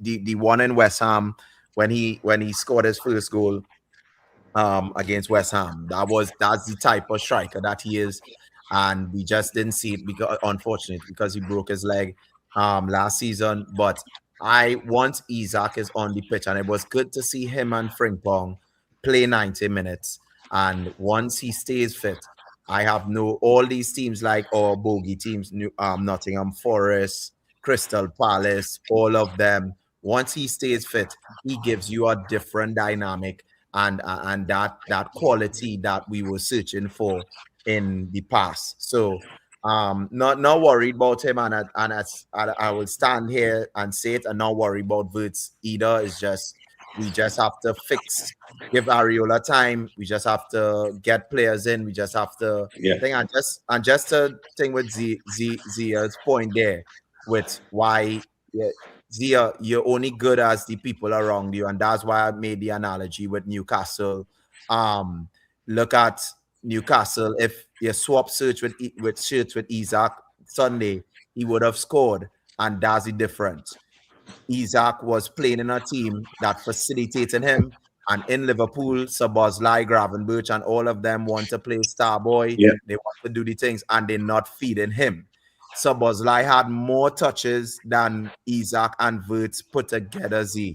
In Newcastle, that would have never happened, and that's where Areola has to change it. Wirtz and Isaac must see more of the ball than Szoboszlai, Gravenberch, and our wingers. And they're supposed to be the ones seeing most of the ball. And until we change that, we're not going to see the best out of them. And that's what we have to. I was just going to add to the point of the game. From the negatives that took place in that game, right, there is a positive, which is that because it's taking place so early, it was so well highlighted in that game. There is a good chance that the coach is going to take them aside this week and tell them, in that bloody situation, you bloody make a tackle. Yeah? You stop the bastard from going in on our goal. Yeah? You foul him, you do anything. Yeah? There's about 5 of you there. One of you just do it. Yeah? So we might actually see something good come out of what happened, negativity. And I just wanted to point out as well, today I went into the office and obviously there was the and stuff. And these are like match-going Arsenal fans and Chelsea fans. And the Chelsea guy came up to me and said, you guys, I know you screwed up here, but there's an intensity and dangerousness about you guys now. It's kind of, I'm going to wait and see what happens. Yeah. Okay, it can either go both ways. Do you need, does he need, does he need a reference from you for a promotion or something? Does he? No. I'm just saying. I'm just saying what other fans, like the other perspective of what they sort of thought. Obviously, the Arsenal ones would say, you need a midfielder, mate. You need us. But they always say that because we'll take the piss out of their 3 DMs that they've got, or 3, nearly DMs that they've got.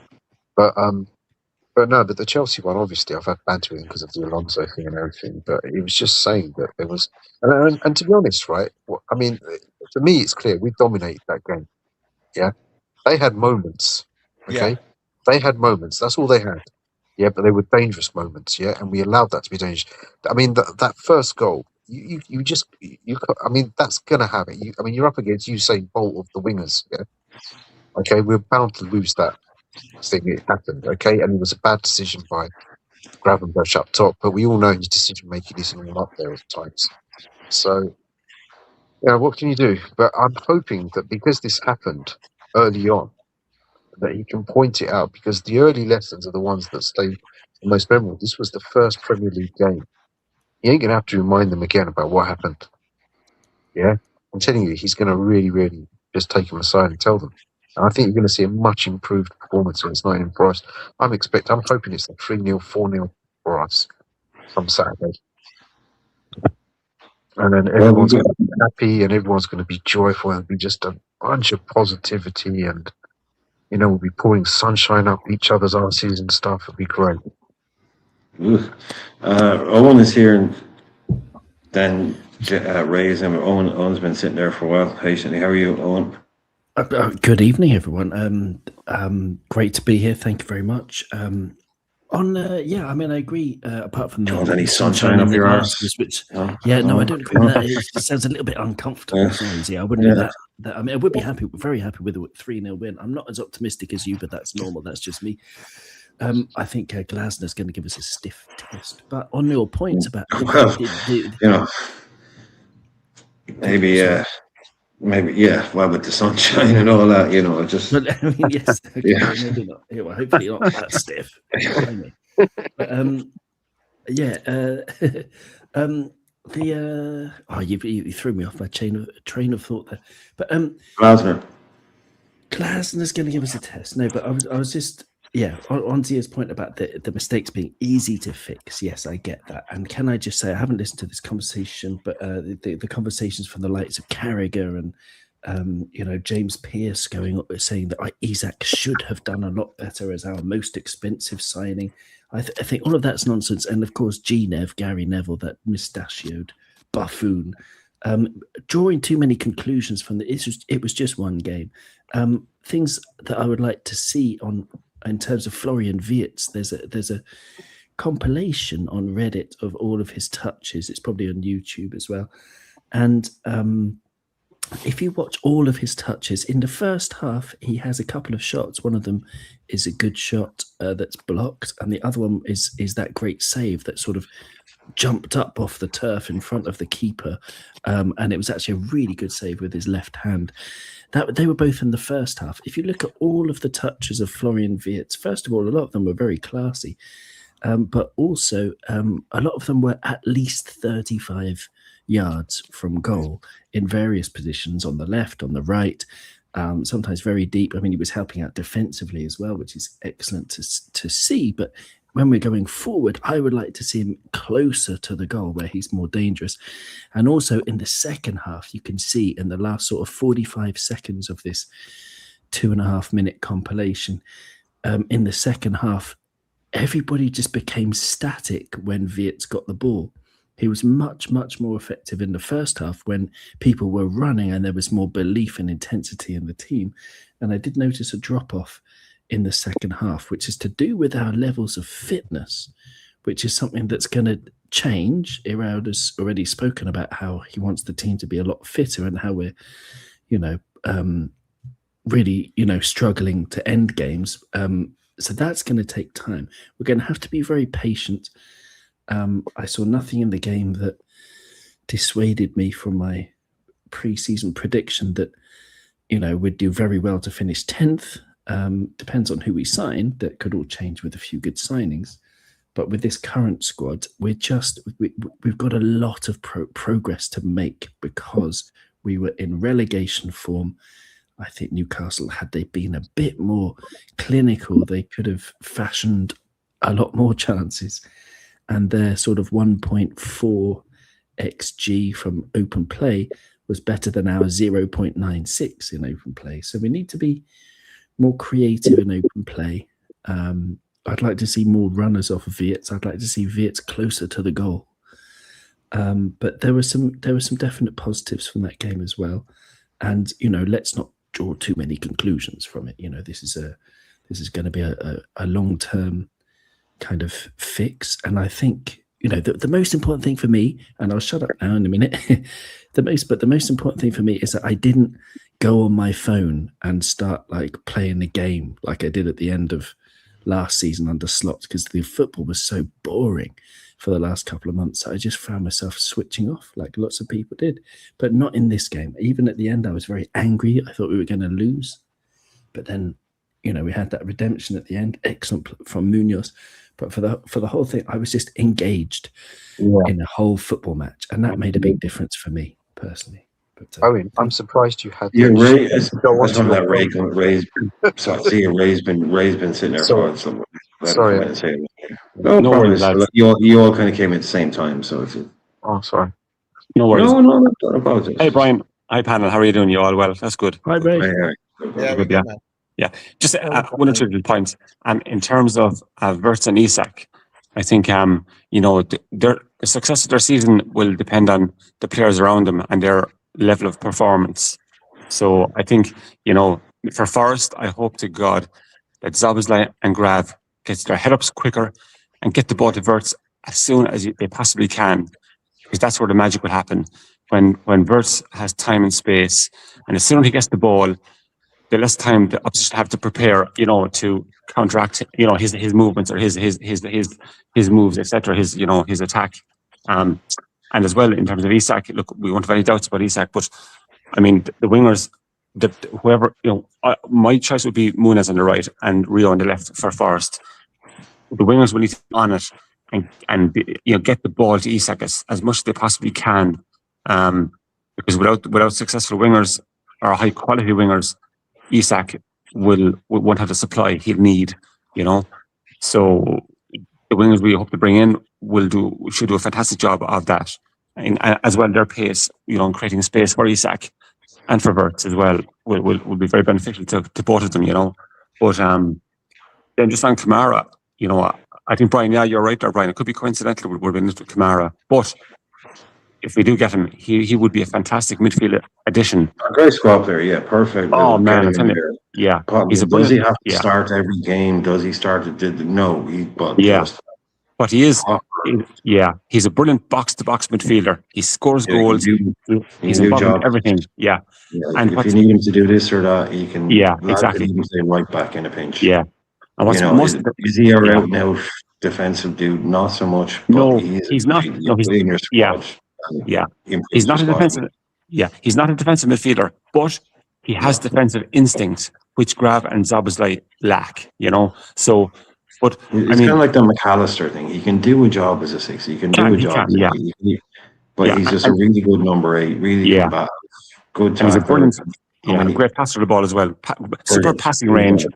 Yeah, and just finally, Brian, like what's vital is in a deep line midfielder for us to have is a player who can pass the ball 40 yards over the top, 30-40 yards over the top to a winger or Wirtz or Isak, etc.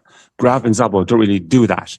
So if you got Camara, Nione has it, but Camara has it in spades. He's a bit on the small side. People, if we do get linked to him, people will realise he's only 5'8" and they'll start freaking out. He is pretty small. Yeah, he's got a good engine though. Good engine. He's like I said, people who never watch him will assume he's like 6'2" or something, and they'll find out he's like 5'8". You're like, oh, yeah.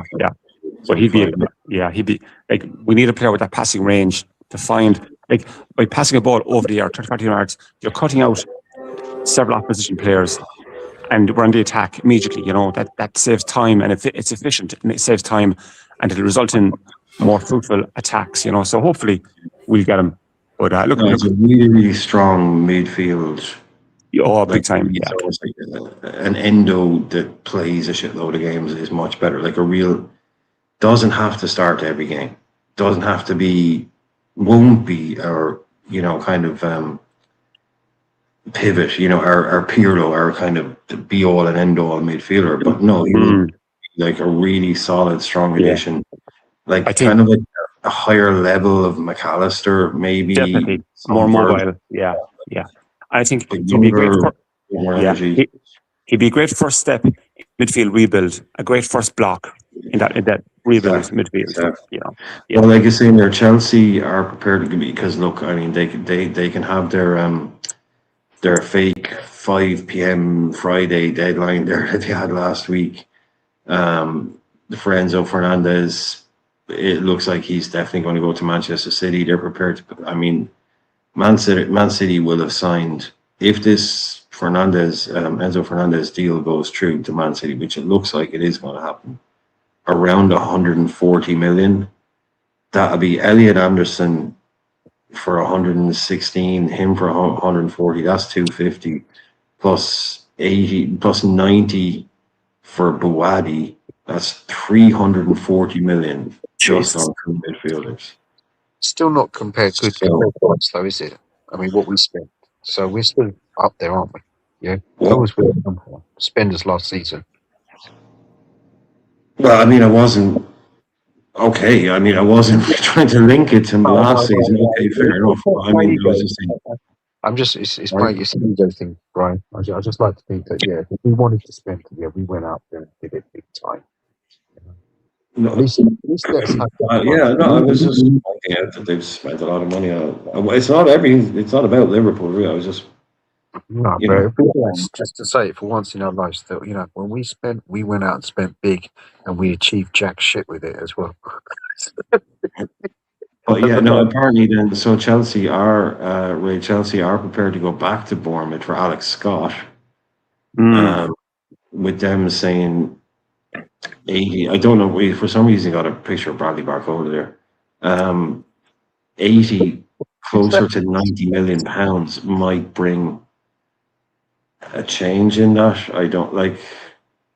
okay, a lot of people would think, well, Iraola, Alex Scott, we need a midfielder. Yeah, I think 80, 90 million pounds for Alex Scott. I'd sooner take Camara, to be honest, and maybe get our wingers in first, and then maybe one winger. Well, look, maybe we need two wingers really, essentially, for priority. And I take Camara. What I've seen of Camara, I take him over Scott, to be quite honest. It's a lot for Scott. It's a lot. The market is crazy, but we've seen Delap go for 45 million. Delap, God Almighty, So I don't know. No, let's get this guy, because it's a DM. We don't want to spend big on that sort of stuff. It's not sexy. So let's just decide. I've said it many times. I don't like spending big money on those sorts. Left back, right back, DMs. No, just save it for all the sexy positions. I've always said that. Yeah. Because it's good marketing, What is yeah, absolutely, yeah. And I think Camara, if we get it for the right price, it's a no-brainer, Yeah. I'm still pissed off that we didn't get that tall fella that, the other guy that we're talking about from Gary. I know. Yeah, I know. That's just so, yeah, what a debut had for Brentford, didn't he? Yeah. Unbelievable. Yeah, to see his first game as well. Unbelievable, wasn't he, in his first game? I know. He was, yeah. I know, we didn't even... he's 6 foot east as well, so he's quite imposing. Yeah, he's imposing physically. Yeah. So yeah, so let's just hope now Barcola will be tied up tonight. Maybe just finally, maybe finally we'll get tonight. I don't know if Owen knows Romain CG75. I don't know this is. It would be Roma. It would be the pronunciation, but no, I don't know this. Oh, this yeah, person. yeah. It's a French Being guy. Sports, I had one journalist. student at Being Sports, but he was not. It's not this guy. He is saying agreement is very close to being reached between PSG and Liverpool for the transfer of Barcola. So that's, I think we can all basically put that one on the back burner. And like the lads are saying, just wait. You will get a here we go or whatever it might be anytime soon, I reckon. Tomorrow, maybe. What's the big deal with this whole thing? I just don't get it. I really don't understand. I don't. I'm trying to wrap my mind around it. Yeah. Well, Iraola, even when he did that interview with Carragher, he did an interview with Carragher a couple of days ago. I was watching it, and when Carragher was speaking about transfers, he even said to Carragher, "Don't get me wrong, I would have, wanted all my transfers to be in before pre-season, but I understand big clubs, big transfers, they take time, and I understand that, some of these transfers might go down to the last day." So the way he was saying that, it's like he expects some of these transfers to take up until the last day of the window to go through. It's just honestly So I don't know who I'm speaking to, Lee or Sonny. Hope you're both okay. But Sonny, mate. Sonny, right. So I just don't understand. I hope you enjoyed your holiday, by the way. Nice one, mate. Yeah. So how did I not know he was on?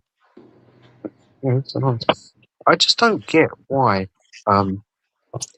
Because last season, we bought 2 for over that price, and City have spent that much on one person, and so as Chelsea just went bam, 117 on that. Yeah, guy people buy players. What's the beef? People are going to buy players, man. People bought players last year, going to buy players next year. People are going to buy players. What's?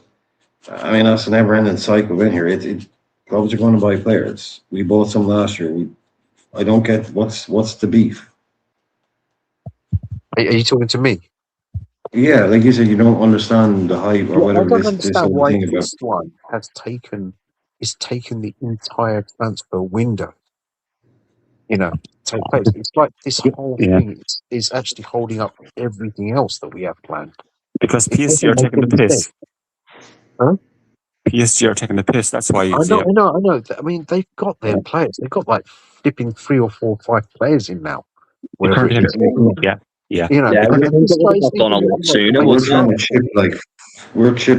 to chip money off. That's what we're trying to do. We know we're going to get them, and we know they're going to sell them to us. Yeah. So we're just going to sit there and still go, no, because It's a They game were of poker. talking 170, we were talking 100, you know? So, yeah, you get it there. It's going to end up at like 120, blah, blah, blah, blah, blah. So Yeah. I understand why it's taken this long, because we're in no rush to bring in the player because we know we're going to get the player. That, as much as anything, I think it's really kind of just what it is. And we're trying to get him as cheaply as possible, because even as cheap, it's not cheap FSG, it's like even as cheap as possible, this guy's going to cost you like 130 million. Yeah, I know. So if we wanted to get Barcola done a month ago, we probably could have, but it would have cost us 160 million. It's just but back then, but now that they've just bought a load. That's why it's imminent. This is going to be done. If this isn't done tomorrow or next day, I'll be very surprised. Yeah, so me too. I'm getting fed up with it. You know, it's just a order. And it's just like it's one thing. Well, Yeah. Down, they're there to do what's best for the clubs, not to keep us happy. Let's just remember that. Yeah, but we fans need to be kept happy as well. That should be a priority. They'll just get bad publicity, won't they? So it's a give and take thing, Brian. It's not just, we have to wait for them to move like freaking snails. You know? It's like, just get a move on everyone else. I think the way they do business isn't designed primarily to placate fans. It's designed to get the business done in the best way. And then at the end of it, when the window is closed, then you look at what they've done. I think we would have been better served as to getting nothing to go to the career after. Like, it would just make me much happier. It's like that Jacquet thing. Don't tell me about it at Christmas. What about a spa day? Would that make you happy? Spa day? Something like that. I just can't wait to see them. Would that make you happy?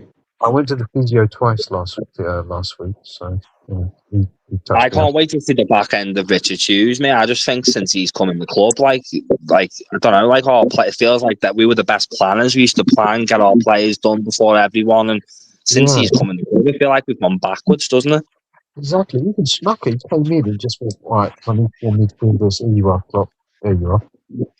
Just used to 60 minutes Tom, 35 million McAllister. Gravenberg's playing at the end, but he still got him. He got Endo as well, and said, there you are. There's your 4. Revamp done. He's gone off back to Ibiza or wherever he is. So, it's just, I don't understand this guy. It's like, I think Bernie's right. He does something for some shit. Have you ever listened to Ted, who was the guy who started StatsBomb? Have you ever heard his podcast?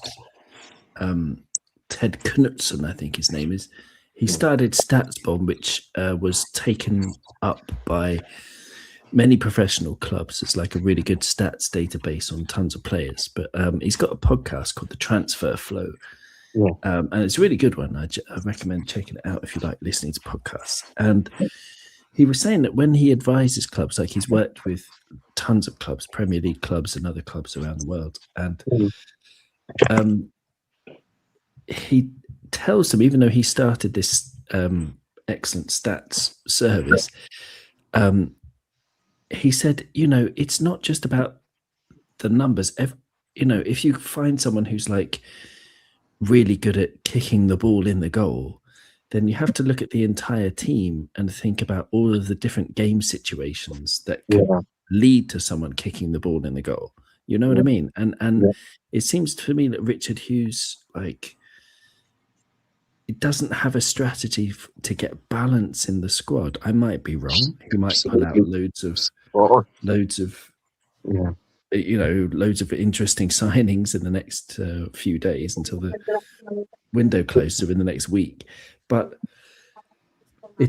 our squad is so obviously imbalanced, and spending so much on Wirtz and Isak. I mean, they're 2 excellent players, but given the holes that are in our squad, where you can get a player like Hayden Hackney for, as cheap as chips, basically. 17.5 million they got him for. An absolute bargain. That's insane. Everton are going to have a great season with him in midfield. And talked about him all last year.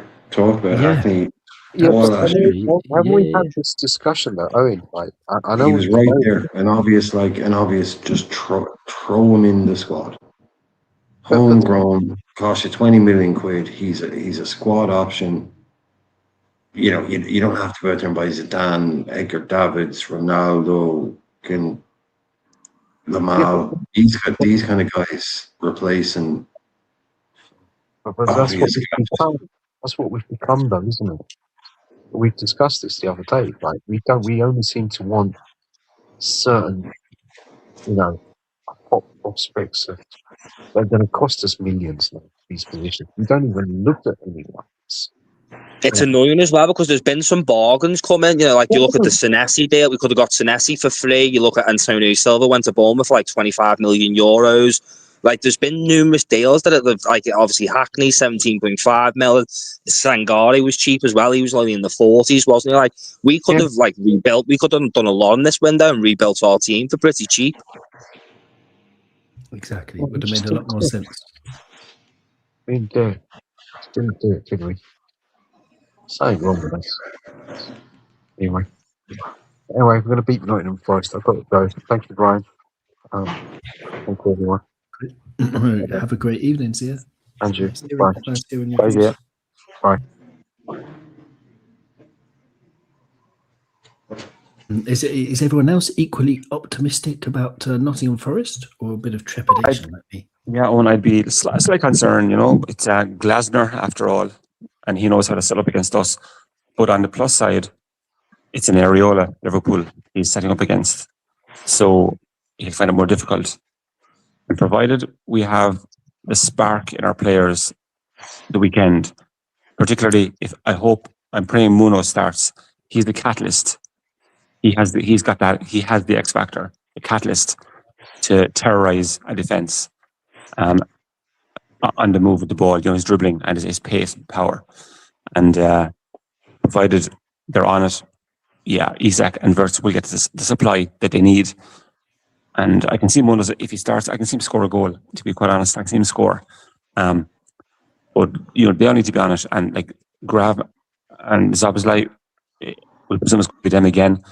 They just need a slight readjustment. I said last night that, you know, if Gravenberch is roaming with the ball, that he's quite good at in an attack, you know, galloping into the opposition box. So obviously needs to have the discipline, switch on and realise, okay, hang back out the 18-yard box for any second ball that's going to be booted out and be ready for a counter-attack. You know, not to be in the box beside Gravenberch when there's already Isak and Wirtz in the box. That just causes overcrowding and confusion. And, you know... So annoying, though. It is. So annoying that we're still there sitting... if Grav and Dom can learn to do this... I know, yeah. Oh, stop, man. Come on, like, we shouldn't have to be sitting here going, yeah, if we can just do that. It's like, we shouldn't have to be thinking this. No. Obvious additions. No. Just for this game, you know, until we bring in Camara or somebody, just, you know, God, you know, it's just so fucking frustrating, like, you know, Jesus. But, like, we were, you know, the Sonny brought up Hayden Hackney, you know.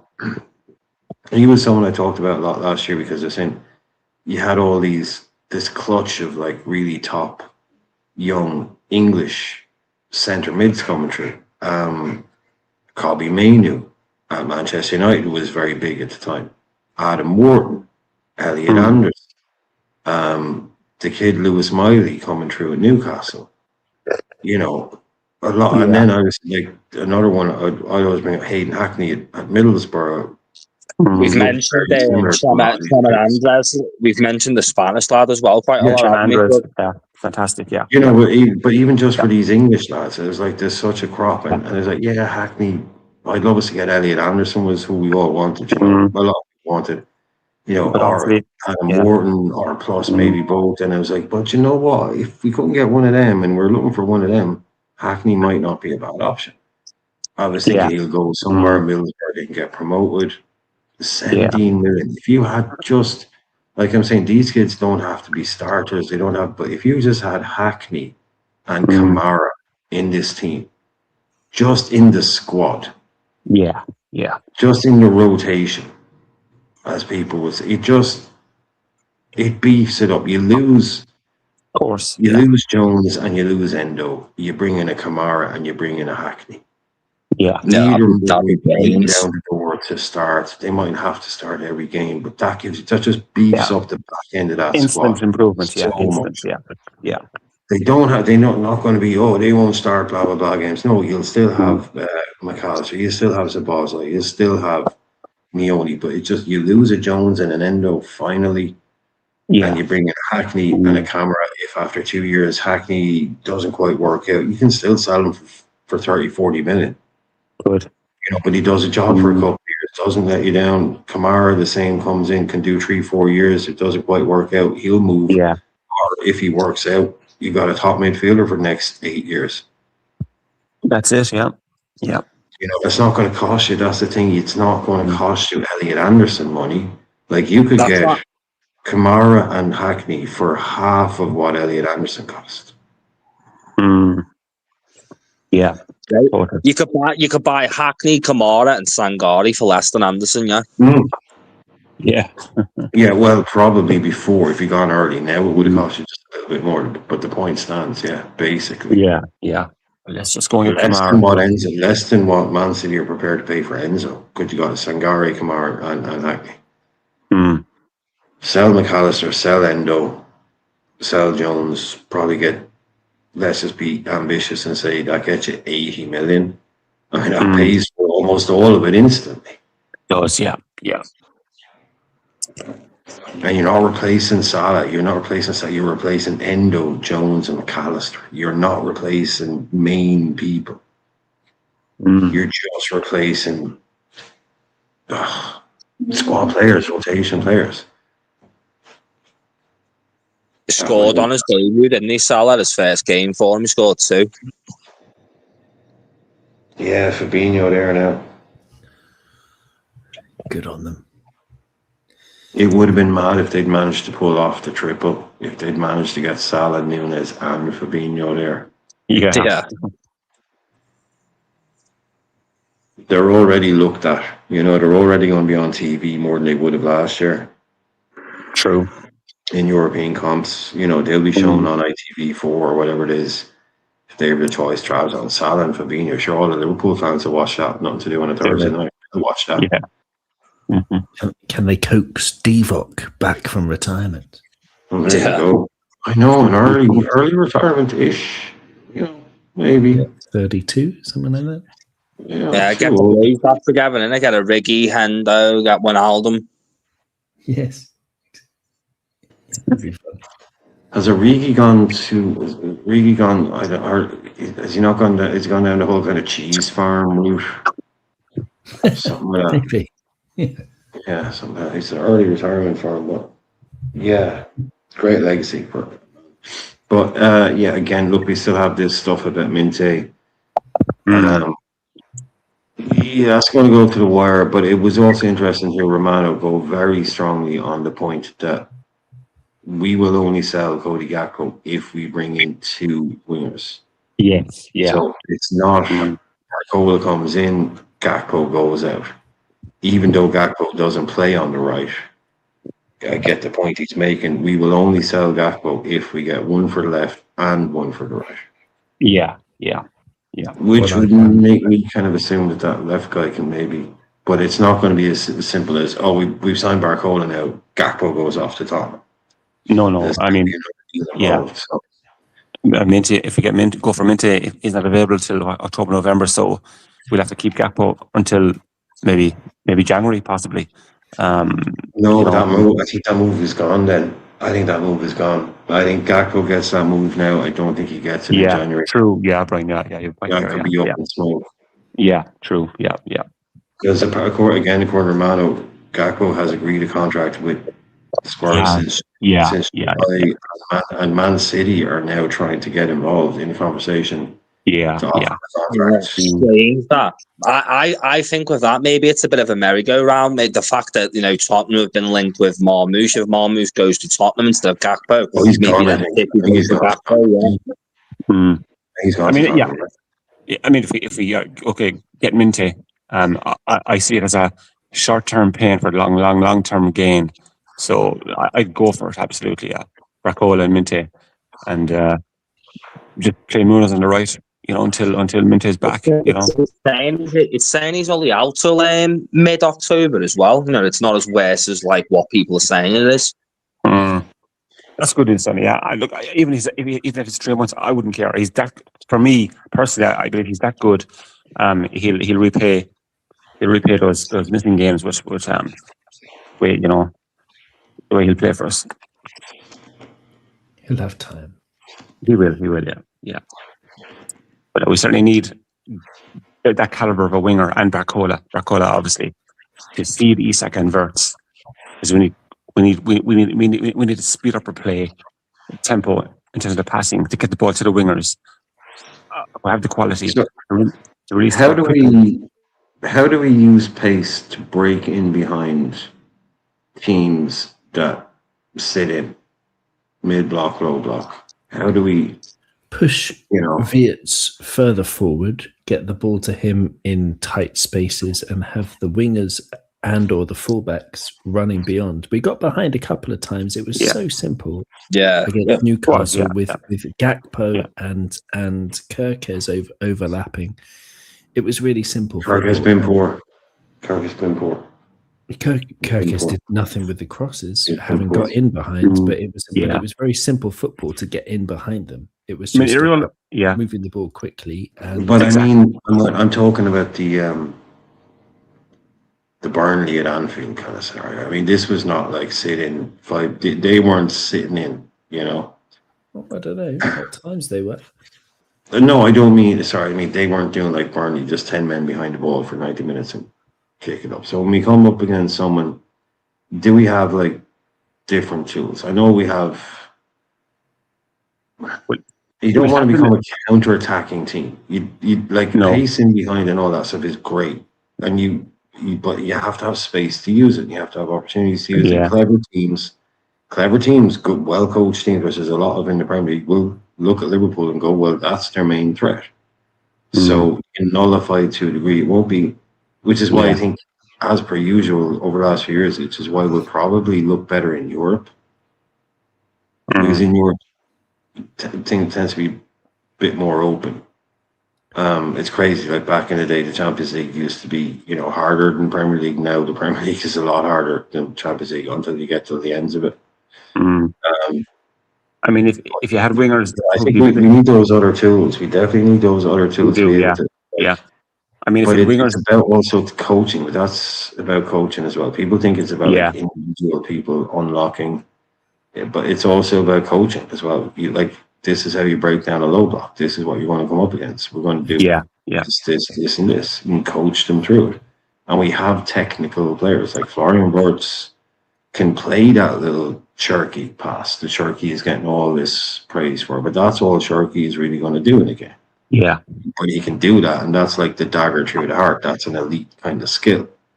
But Wirtz can do that as well. He has that cold little passable that, like Ray. One of the hardest balls to play is like a little 4 or 5 yard ball. It is, yeah. Just right into a tiny little area, exactly. It's just a finesse shot almost, a feather touch kind of job, and he's got that in. He does. He's only needs one look and a touch to finish. Exactly. Yeah. We've got threats everywhere. If we can just lock it all together, get 3 or 4 other people into this team. A right back, a defensive midfielder, another option on the sides. Yeah. We can get there. Hey, we're not challenging. I don't see us challenging at all.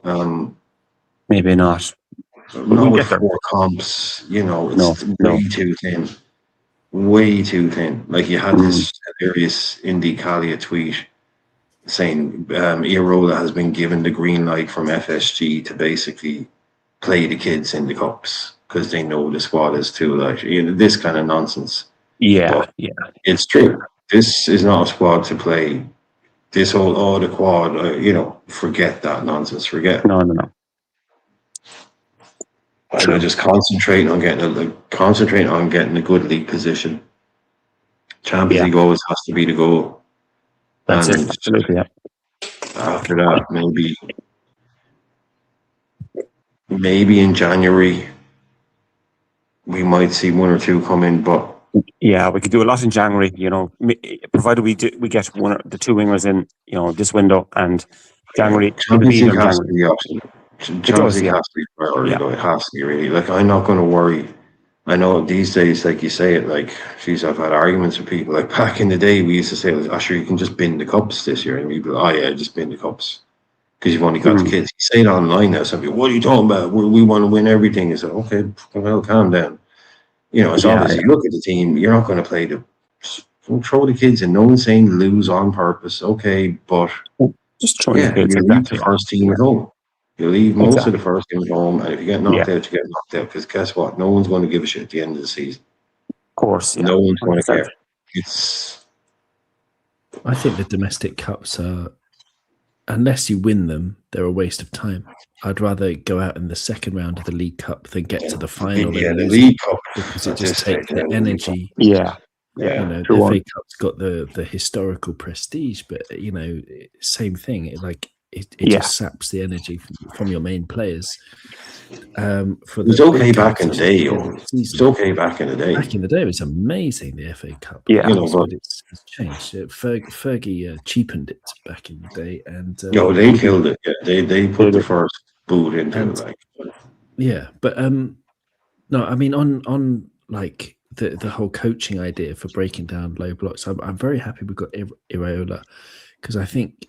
Like I saw quite a lot of football. I was very enthused that the Premier League was back, and I saw Tottenham and De Zerbi's teams. Man, it was very similar to Arne Slot. That a few times last season you'd have, let's say, Conor Bradley with a position to make an overlapping run, and he didn't. He stopped and turned back and played the backward pass, and that's all De Zerbi's wingers did the other day, was just turn back. Gakpo would be perfect for that, because he does that. He did that lows last season as well. Yeah. Mm-hmm. So, like, the whole Slot Iraola thing is so risk averse that it's not like, it's just not going to win. It's not a winning mentality for a football team if you're just constantly too scared about losing the ball for the transition. Yeah, but sometimes as well, you've got like a manager screaming at a player to pass, and the player, his fear will take over. Like, you can teach a player all game, all week, when you get here, I want you to play this pass. And in the game, that player, if it's not natural to him, his fear will take over. That'll happen to a player. He like, I know I'm supposed to play this ball, but I can't play it. It's too risky. You can't teach players that. Well, a lot of the coaches they teach about when to keep the ball as opposed to when to take a risk, and some of them are like, you always play a back pass. If you're a winger and you've got two defenders right next to you, then you're always supposed to play the pass backwards, because there's going to be a space somewhere else on the pitch. So that's what a lot of them do. But then others like Luis Enrique, for example, is like, oh, if you want to take them both on, you can, but if we lose the ball, then we have to be amazing at winning it back very quickly. I suppose, sir, I just meant like with someone like Grav, I just meant like a coach like Iraola can say to someone like Gravenberch, I want you, because you saw him do it like once against Como, I think it was. I want you to play that long ball. I want you to play that risky pass. I want you to play that difficult ball. And I just think you can tell Grav that a million times, but in the game state, his natural, because he's not 17 now. He's right. That's sort of, that's what I was kind of referring to. Is just like you can see him trying to tell someone like Ryan to play that ball, and he'll want him to play that ball. The screen, but Gravenberch is on the pitch, and fear will take over, and he won't risk that pass, because that's just it's his game. I think at this stage, that's so we're asking the guy to basically hammer these square pegs into round holes. So I'm not I'm not expecting really anything. I'm not expecting him to click his fingers and turn Sabozlai into someone who has good tackling and good awareness, or Gravenberch all of a sudden like track back and, you know, watch his runners and all that, because again, we shouldn't be asking these people to do it. We should be giving them the roles they were designed to do. But again, that's what we're having to do over and over, is trying to figure out, like, how can this, oh no, he can do this, he can do that. We shouldn't have to be worrying about it. We should be just sitting here with at least one defensive player in this midfield and at least another one on the bench. Like, you know, and we don't have these problems. But we go again. I think the Forest game, that could be anything, lads. But could, really. I mean, they could battle us. Has to start that game for me. He has to start. Oh, Sonny, sorry. Muniz. I agree, Yeah, he's got to start. Over, well, that's the thing, is Gakpo going to be here? What is it, next Saturday? Yeah, it's next Saturday. Yeah. Is Gakpo going to be here next Saturday? Oh, I hope not. He might not be. Yeah. It'd be lovely if Barcola's there. We could just throw him straight in the deep end, wouldn't it? Barcola and Muniz on both sides. Yeah, absolutely. We really need to win this one, I think, you know, get a good start to home, you know, the home campaign. It'd be great to win it. It would be amazing. Last season, I just had a look. Bournemouth versus Crystal Palace in terms of Iraola versus Glasner.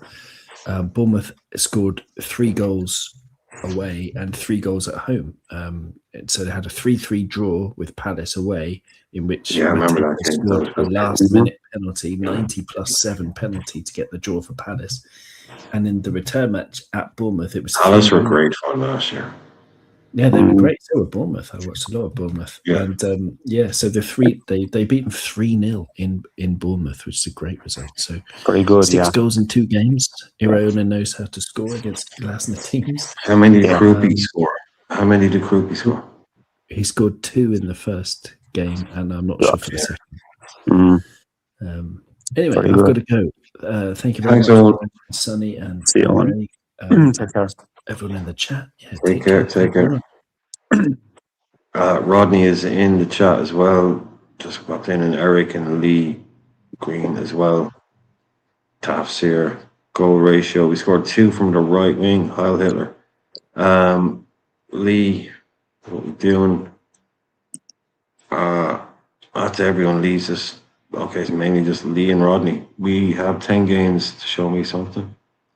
Oh, Verta's 10 games. Yeah, look, I said Green Hands is saying earlier on, like, how many seasons does Wirtz get? As I said, I wouldn't have expected it to take him a season, but look, it is. But the whole thing, you always give a player a year, because he came into a difficult situation, like a really horrible situation. Then the coach got sacked. We were playing badly. I mean, okay, come on, that's not. But so I said, more than one season. Yeah, and I mean, as well as that, Brian Greenan said, let's give him 5 seasons. So no, we're not. Look, I said I give more than one season, and you went with the whole, let's give him 5 seasons thing. So no, come on, man. Yeah, he said no chance to. Definitely, he needs to start. Yeah, he said no games. If he starts to buy or show us what we bought, we know who he is. Like I said, we didn't buy him from Bolivia. He's an international. He's played Champions League football. Yeah, he's went invincible in Germany. He's played big games. He's not a kid. He's a young player. So yeah, look, give him a bit of time, 3-4 months, and you'll see the best of him. Yeah, exactly. 6 months, okay, but then say, okay, he takes him, okay, well, whatever, maybe. But look, 1 season, I'm thinking, right, 1 season, great, man. Season 2, off we go. You have to expect that. A player to cost that much. You have to. Absolutely. And not because he costs that much, because we know how good he is. Of course, yeah. And I mean, he's only now developing. He's only now beginning to form a relationship with Isak. He hasn't had a chance to do that yet, Brian. So no, not at all.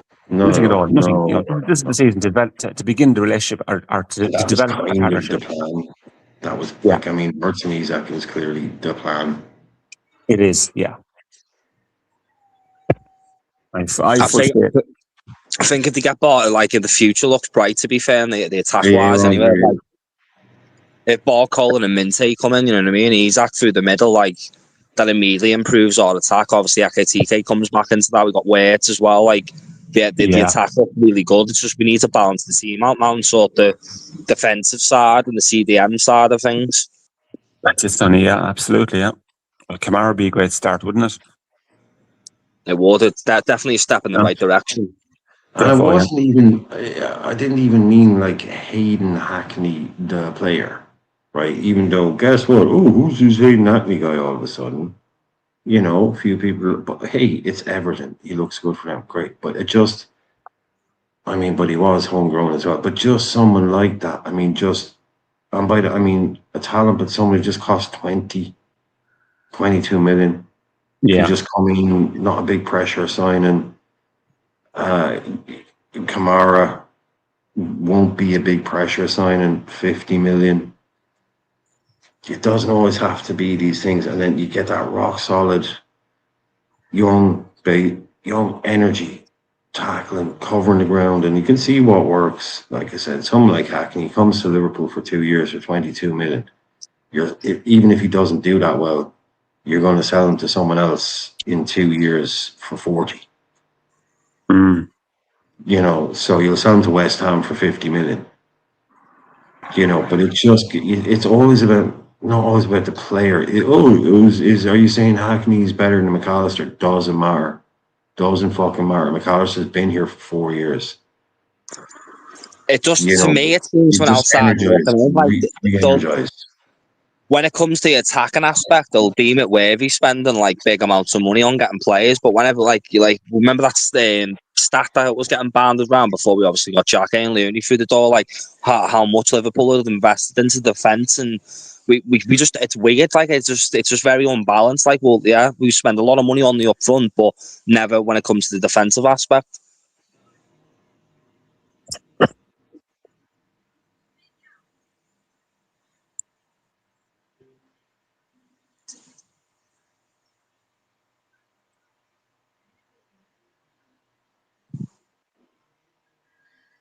Do you think Barcola will be wrapped up tonight, Sonny?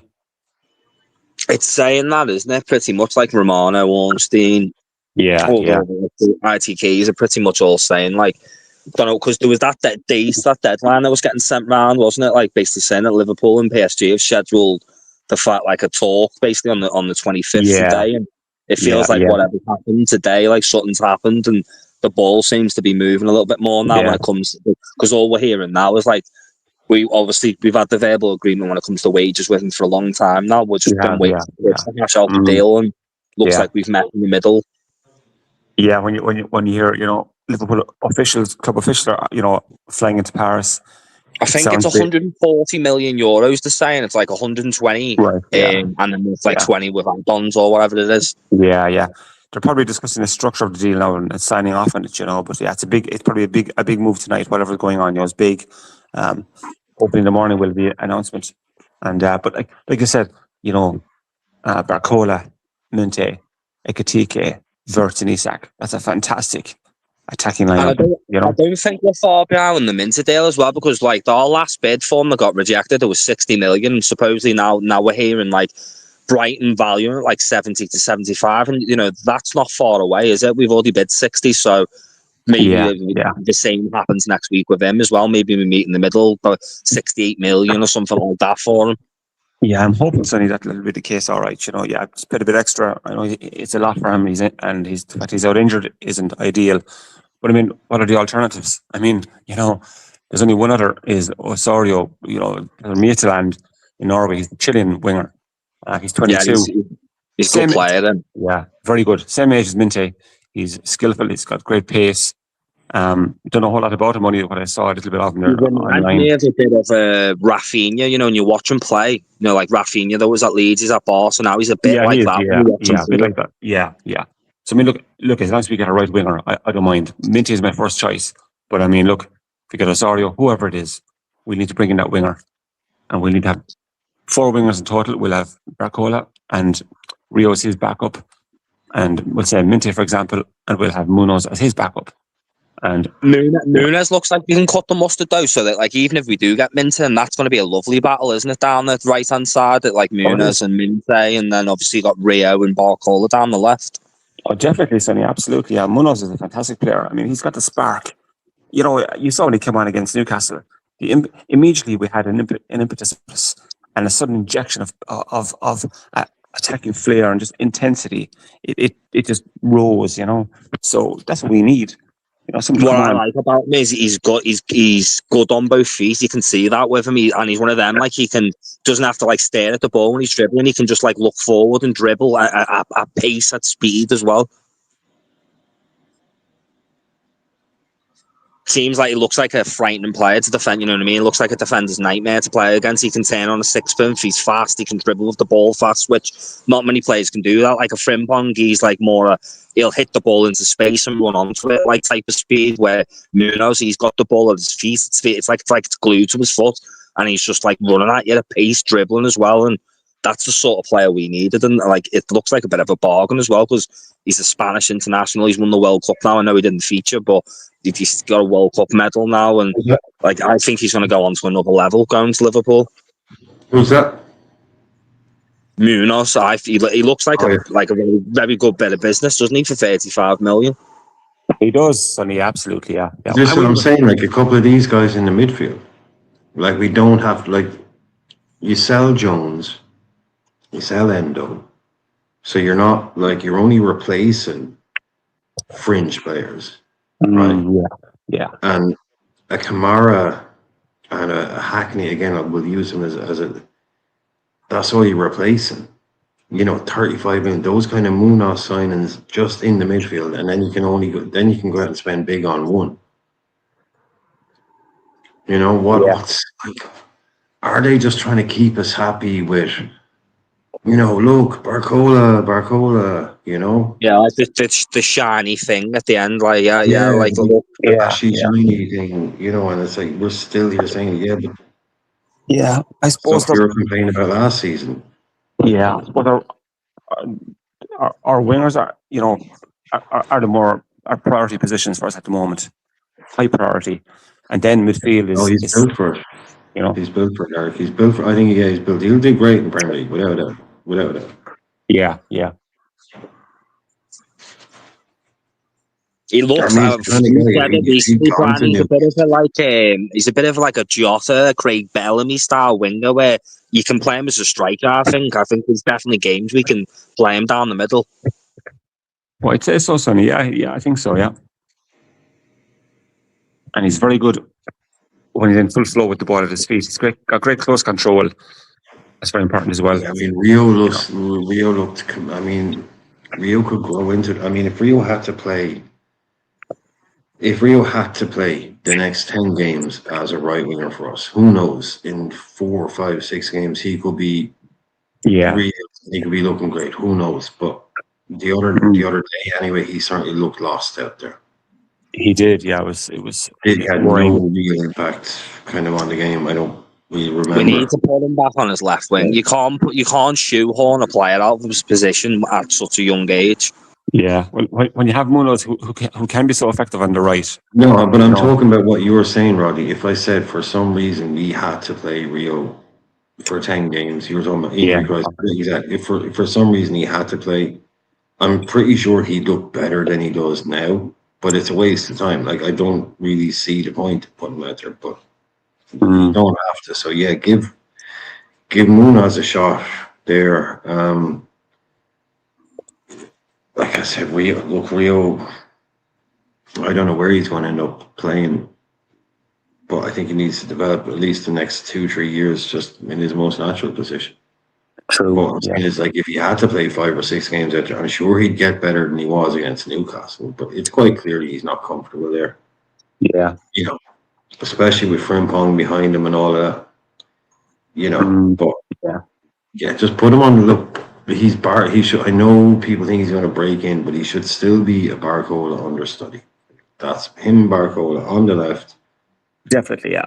Yeah, and that's your left hand side. Gakpo goes to Spurs. It's too much too soon for him. You know what I mean? To throw him in the deep end like that, and expect him to be a starter. Like, don't get me wrong, he would probably get better if you played him in that natural side. Even on his natural side, it'd be too much. But to ask him to do it off the right isn't going to work. So yeah, we're screwing the whole But even if we do sign Minteh, Sonny, well, someone's going to have to do it for the next 2 or 3 months. So between him and Munoz, you're probably going to end up seeing a lot more of Rio on the right, just because there's nobody else to do it. Yeah, true. I mean, we're assuming Kaiser will go. So, like, if we sign Minteh again, someone's got to play until Minteh is fit. Yeah. That could be December. So you might end up seeing a lot of Rio on the right. I think we're going to be stuck with Chiesa, mate. Like, maybe, like, he rotates Munoz and Chiesa down there, hopefully, instead of putting Rio there. No, we don't. I know it doesn't sound amazing, like, but like I would rather see Chiesa because he is a natural right winger, like forward. You know what I mean? Rather than shoehorning. I don't like shoehorning players into positions unless you really have to, like a Soboslai right back at a push. Mm-hmm. Thing is, Munoz is kind of a left side. Anyway, it's like, right side isn't his preferred side either, which is a bit weird. But when you watch Nunes dribble and training, like, he's so good on both feet that, like, it makes sense putting him out there more than Rio. You know what I mean? Like, he like, when you watch him in training, he's unbelievable. He is. He's a lot more direct, a lot more pace, I suppose. Yeah. But yeah, I think there's no stop-start with Munoz. With Rio, Rio tends to just, goes towards the defender. And he tries to fix, step overs, and rather than he has to go backwards or sideways, Munoz is very much more direct. He take on a player, go past the player, and he'll finish more direct, And then when we've got Barcola, we'll have that directness from both sides, like we had with Salah and Mane, and then we're just going to be a whole different team to play against. Everyone's going to be terrified. Get you like on the overlaps, everything with you know what I mean? It's just going to change. We have Minteh, Barcola, like, and then Isaac. Then you've got Munoz and Rio and Wait still, and maybe hopefully another through the door as well. 100%, Sonny. Yeah, absolutely. Like, do you think Munoz could get into this team, like, to the point where, you might have, he might make that right hand side spot his own. I think he can. Yeah, he can, Brian. Yeah, he's got the ability, and he'll not just be this whole kind of squad rotation player that everybody kind of assumes he's going to be, kind of thing. It's going to be a straight out between him and Minteh, but the problem is, even if we do sign Minteh, I think in that time period that Minteh's out till October, Munoz is going to shine so much that it's going to be hard to get him out the team, isn't it? And that's what we need. That'd be brilliant for us if Munoz is so good that, like, the worst thing you want is like, oh, thank God Minteh is finally fit, because we still need, it'd be brilliant for us to be able to say, no, we're Sam with this guy, yeah. Yeah, look how good he is. Try getting him out of the team, kind of thing. Yeah, I think you just Minteh. We might have to do just Minteh and Munoz right wing, Barcola, Rio left wing. Still only gives us Isaac through the middle. We're still short one. But I don't know whether Munoz is bought to play off the right or off the left, because he's played an awful lot off the left. So I don't know what the plan was with him. Who was he supposed to cover, or what plan? So who knows? Especially if they were already planning to get Barcola, like, it makes it like, why would you go and back Barcola and Munoz, who are both natural left wingers? Yeah, that makes no sense, does it? Really? Maybe the right winger market, Brian, was that bad that they've been pushed to, or we've identified that this guy is a left winger, but he can play on his right side just as well. That's why they've gone for him.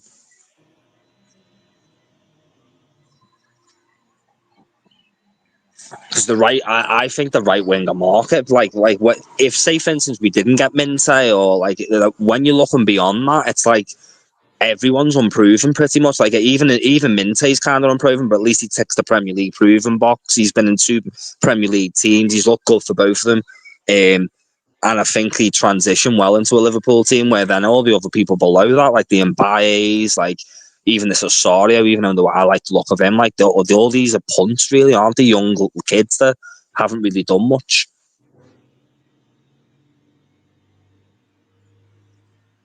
even Diamande in that respect is you could put in that same category. I think that like the fact that the price he was going for was like ridiculous because he hadn't really done much, has he? It's not even like he'd won the league last season in Germany. Like he hasn't won a trophy there. Like yeah, he scored a couple of goals and looked very good at it, but the right winger market stinks that much that he's been pushed to the head of the queue, and it's made him look like the best thing since sliced bread. But really, I was worried when I think we were trying to get that. I was more happy with spending big money on Barcola because I feel like that's like a proven thing. Like he'll come in and it's guaranteed he's going to be a half decent player for us at least. I think he could be a world class player if it goes right as well. But with Minteh, I think he could go up another level as well. I feel like he has that like shades of Mane about him at Southampton, where And he like can also hit the ground running, Sonny, because he's already proven, and like you said, Barcola ready to go, and Minteh will be ready to go after injury, obviously, But yeah, definitely. and then all of a sudden when they come in, like you look at the Liverpool attack. Obviously, when Ekitike comes back into the fold as well, it's like one of the better attacks in Europe, isn't it? Oh, it is Like on it's a paper. very good attack. Terrifying on paper. Absolutely. Well, we have the balance as well. We have good balance with the wings, and good backups and good balance in the wings, and just to keep Isak fit and Wirtz fit, and give them supply. I just hope and pray. Like even if I'd put like I'm hoping now in the next like couple of days we get Barcola, get Minteh, get Camara. If we don't get Minteh, pivot, go and get him by just someone else. But I'll be happy with them 3 signs, and then maybe at a push in January we go and get another midfielder, go and get another right back. Like change. We can still do all the stuff in January as well, even though it's hard.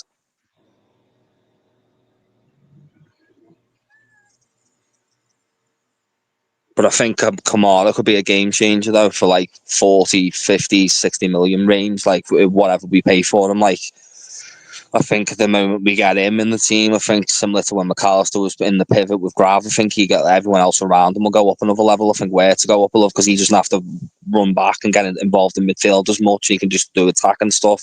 And the same with Szoboszlai and stuff. If they have someone like Camara behind him, it's immediate, like similar to when Fabinho come into the team. I don't think he's going to play the same 6-star role as Fabinho, but it's going to be a very transformative effect into the team immediately.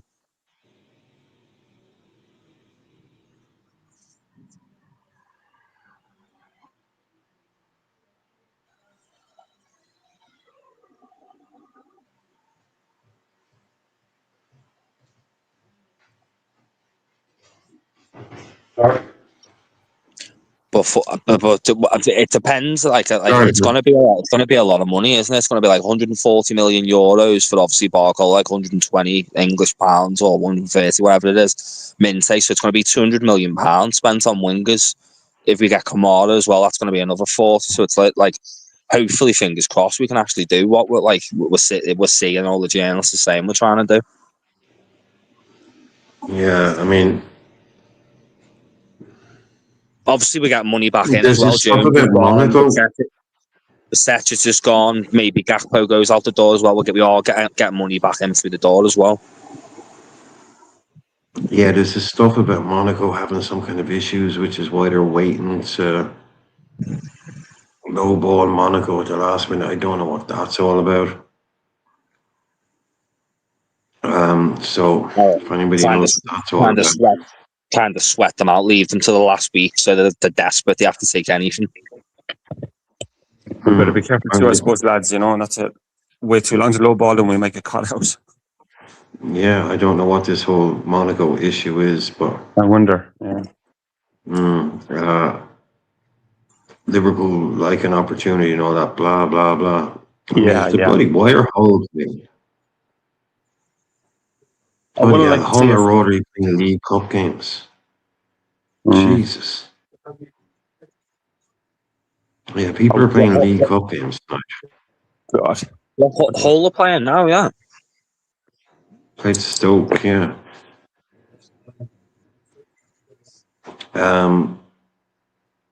Yeah, Russell was talking about Palacios earlier on. Apparently Ipswich Town are looking for him. Palacios, defensive midfielder from Leverkusen. Ipswich. There you go. Al Hilal looking at Ismail Assar. I mean, some of the people liked Ismail Assar. Yeah, I would have liked him to come in, mate. I think he always turns up against us as well and scores, doesn't he, as well? And I don't know how much it would have cost, like, but it would have been a good squad option, like, definitely.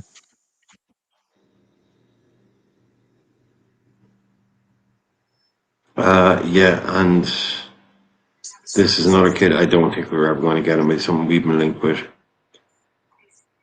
Bit of a mad picture. Fernandez Pardo, looks like Newcastle. Going to go in for him. Again, one of the names got mentioned when people were throwing around what wingers we can go by. This guy's more of a striker. Definitely more of a central player. Yeah, he looks quite good, though, to be fair, doesn't he? Like, I remember you shared a video of this, so we were watching a video a couple of months back of this lad, and he looked very good. More of a central player, but looks like he's definitely getting out of Leo. I mean, Newcastle are trying to do something. They have to. They got to throw him. Got Toure and all that. Probably work out better for them going for these younger players, but you didn't like you. The average football fan wouldn't have known 90% of their players to be. To be fair to them, like, with the new manager, they've been picked to beat. They looked decent against us, didn't they? It's one thing you could say about them. Like, it was their first game along with us, and I was watching them quite a lot, like paying attention to them in the game, and they looked all right. Like, to be fair to them, considering they've lost like the majority of all the superstars in the team. They did, Sonny. Yeah, they looked decent enough, but they did, they looked at overpowered our midfield because they were kind of non-existent there for periods. But we also ran through their midfield, and went on the attack a number of times. And they looked decent enough, in fairness, but we could have done a lot better in that game, The goalkeeper was good as well. He's a new goalkeeper, isn't he? He is, yeah. I didn't know him now, but yeah. He put off a great save on Vert's shot with his left hand, brilliant outstretched arm. Good save. Yeah, after the game, he got one of the highest scoring ratings after the game. Like, he had a very decent game from what I seen. Like, when I was watching it live as well. I could have got a ticket. I could have got a ticket to go to that game as well, but it was in Barcelona. Oh right, yeah, cool, yeah. Jeez. How was Barcelona? Good. It's good, mate. Yeah. Nice, Stadium's still not finished though. They done it off either. Like last year when I was there, they're like, "Oh yeah, it's going to be done in a couple of months." And it's been like a year. I've went back on holiday, went there. It's like, yeah, it's going to be a couple more months. The same thing. Yeah, they ran out of money. Jesus. Yeah, they ran out of money. I think, didn't they? About a year ago, I had to get another 500 million or something, or no, another 200 million or something. They had to. Yeah, it's only 80% done. There's like 3 or 4 tiers done, but there's like another like tier to go on to it that they haven't finished yet. Like Croke Park. It does look impressive, though. To be fair, when it's finished, it looks unbelievable. Ben Jacobs there just tweeting there about 2 minutes ago. There's still a gap in valuation between Liverpool and Brighton following talks over the weekend. As of Tuesday evening, no third bid has been made, which is obviously kind of, like a lot of people are saying, like we've now made 2 bids at this stage. This is more just kind of you don't make 2 bids for a player that you're not highly serious about. You should come back for a third bid. I mean, what was bid number? It sounds like it was 50. No, what about 60? Like if they, so it's obviously going to be like 70 something. Just pay it. God almighty, just pay it. 70 max. Pay it. Yeah, I think he's worth, to be fair to him, I think he's worth about 75 mil. I reckon round about that ballpark. Yeah, maximum, I think, yeah. So, yeah, that's about right. Yeah. Just get it done. I mean, look, just wrap up Barcola. Pay the extra 10. Give Tony Bloom his extra 10 million. Not that he needs it, and get the deal done. Yeah, I've seen that number, 75.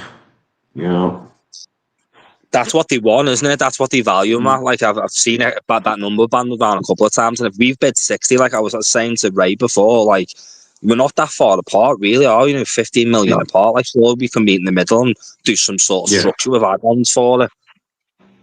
And Make with it up. Chiesa, there you go. Sell the two of them.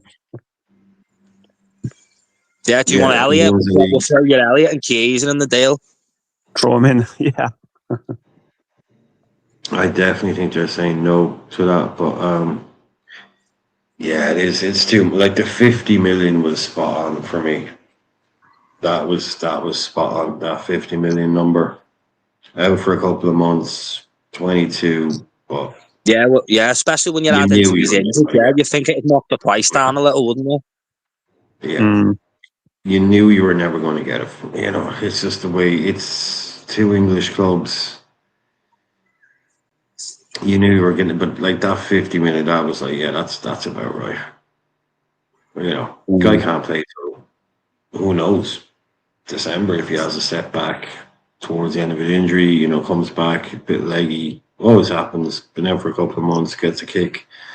Out for you could be talking about half a season without this guy, and you're still having to pay basically full price. You know, full price money. So yeah, you're not going to be able to do it any other way. Try buy a player off right if you're It's Liverpool. weird. It's weird the way we've pivoted as well, isn't it? All of a sudden, because last week we were hearing that we're definitely getting Bayern and Barcola, even Ornstein. Everyone was all reporting that we're going for both of them, and then all of a sudden, whatever's happened when we've obviously spoke to PSG about the Mbaye deal, like something's put us off that deal, and we've pivoted and gone for an injured Minteh over him. yeah. Actually, PSG was pulling the piss there too, lads, because initially it was £35 million, 40 million euros. Then Bayer Leverkusen got involved and agreed terms with Mbaye. Then when PSG realised we were in for looking, you know, interested, they doubled the price. So, you know, 70 mil for Mbaye. I'd rather spend 70 mil on Minteh. Oh, definitely, yeah. You know, proven Premier League experience on what he offers. Like we're saying, this is why you got talk like this about Chelsea going in for Alex Scott, 80, probably closer to 90 million sterling. No chance. You know, too much. Because they're talking about like City, this whole like fake deadline thing that Chelsea had.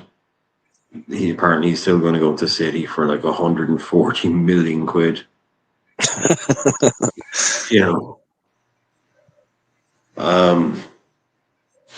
you know, like I was saying earlier on, that's 300 million quid. Buwadi, Enzo Fernandez, and Elliot Anderson, if they do that, which is. And these are the people we're competing against this team. You know what I mean? This is one of the teams we're going for the league against next season. And we've still got Grab and Endo. Yeah. And those second City 3 players to replace Rodri. That's exactly it. Yeah, that's how valuable Rodri is. Yeah. Plus a 300 million to replace him. Yeah. I think Elliot Anderson will do well. Buwadi's an incredible player. Enzo Fernandez, 140. But look, sure, Chelsea paid 110 for him. So you're not going to get him for less than that. Why would they give him to you for less than that? So, yeah, you want to take him from a Chelsea that doesn't want to sell you him? Okay. We're not really in that market. I didn't think City were still going to be that way. You know, nothing with the 115 case, and all of a sudden you have to just spending again. It's just like, like how are they able to just continuously keep doing this every single window? They did it in January as well, didn't they? They don't seem very worried, Sonny, do they? No, they're not sweating at all. Obviously, about the FFP rules, but obviously they know something that the rest of the league don't know because they're not worried at all. Yeah. I mean, maybe they're anticipating transfer bans. Yeah, maybe. Yeah, maybe, but obviously no problem with the money. You know, they're still legitimately making more than we do now, somehow, commercially, which is crazy. Well, you look at what City have done. They brought three, really high level midfielders in. United, they're maybe not high level, but they brought three midfielders in. Tottenham have done the same. Everyone else is doing the same. They're selling that Nico Gonzalez lad to to Newcastle. Yeah. Tells you they're definitely getting into him. They wouldn't let him go if they didn't think they were getting into him. Because he's basically just like the slightly shitter version of Benzo, right? Kind of, yeah. Yeah, there's no way you let him, like the whole Roddy, that's fine, but that tells me, they know, that whole Chelsea 5 p.m. last Friday, whatever. That's nonsense. Like, this is the guy they had to suspend for 2 games last year because he basically said he wanted to go to Madrid. He doesn't want to be at Chelsea. Even though I hate City, I'm kind of glad that City are bullying Chelsea because I hate Chelsea. Like, they're up there with, me hatred for United and Real Madrid. So I do like the fact that they're getting bullied. They do. They turn money over. That's the thing about City and Chelsea as well. Chelsea sell a lot of players. Like Chelsea, every summer, Chelsea will sell some guy that's never played before for them for 22 million to some German club. That's how they're able to do it. But the likes of 80, 90 million for Alex Scott. You can understand the reticence from our club to get involved in that kind of stuff. Yeah, then you also have to pull the trigger when it's your turn. When it's the right player for you. This is another one. Martinelli moved to Al Hilal.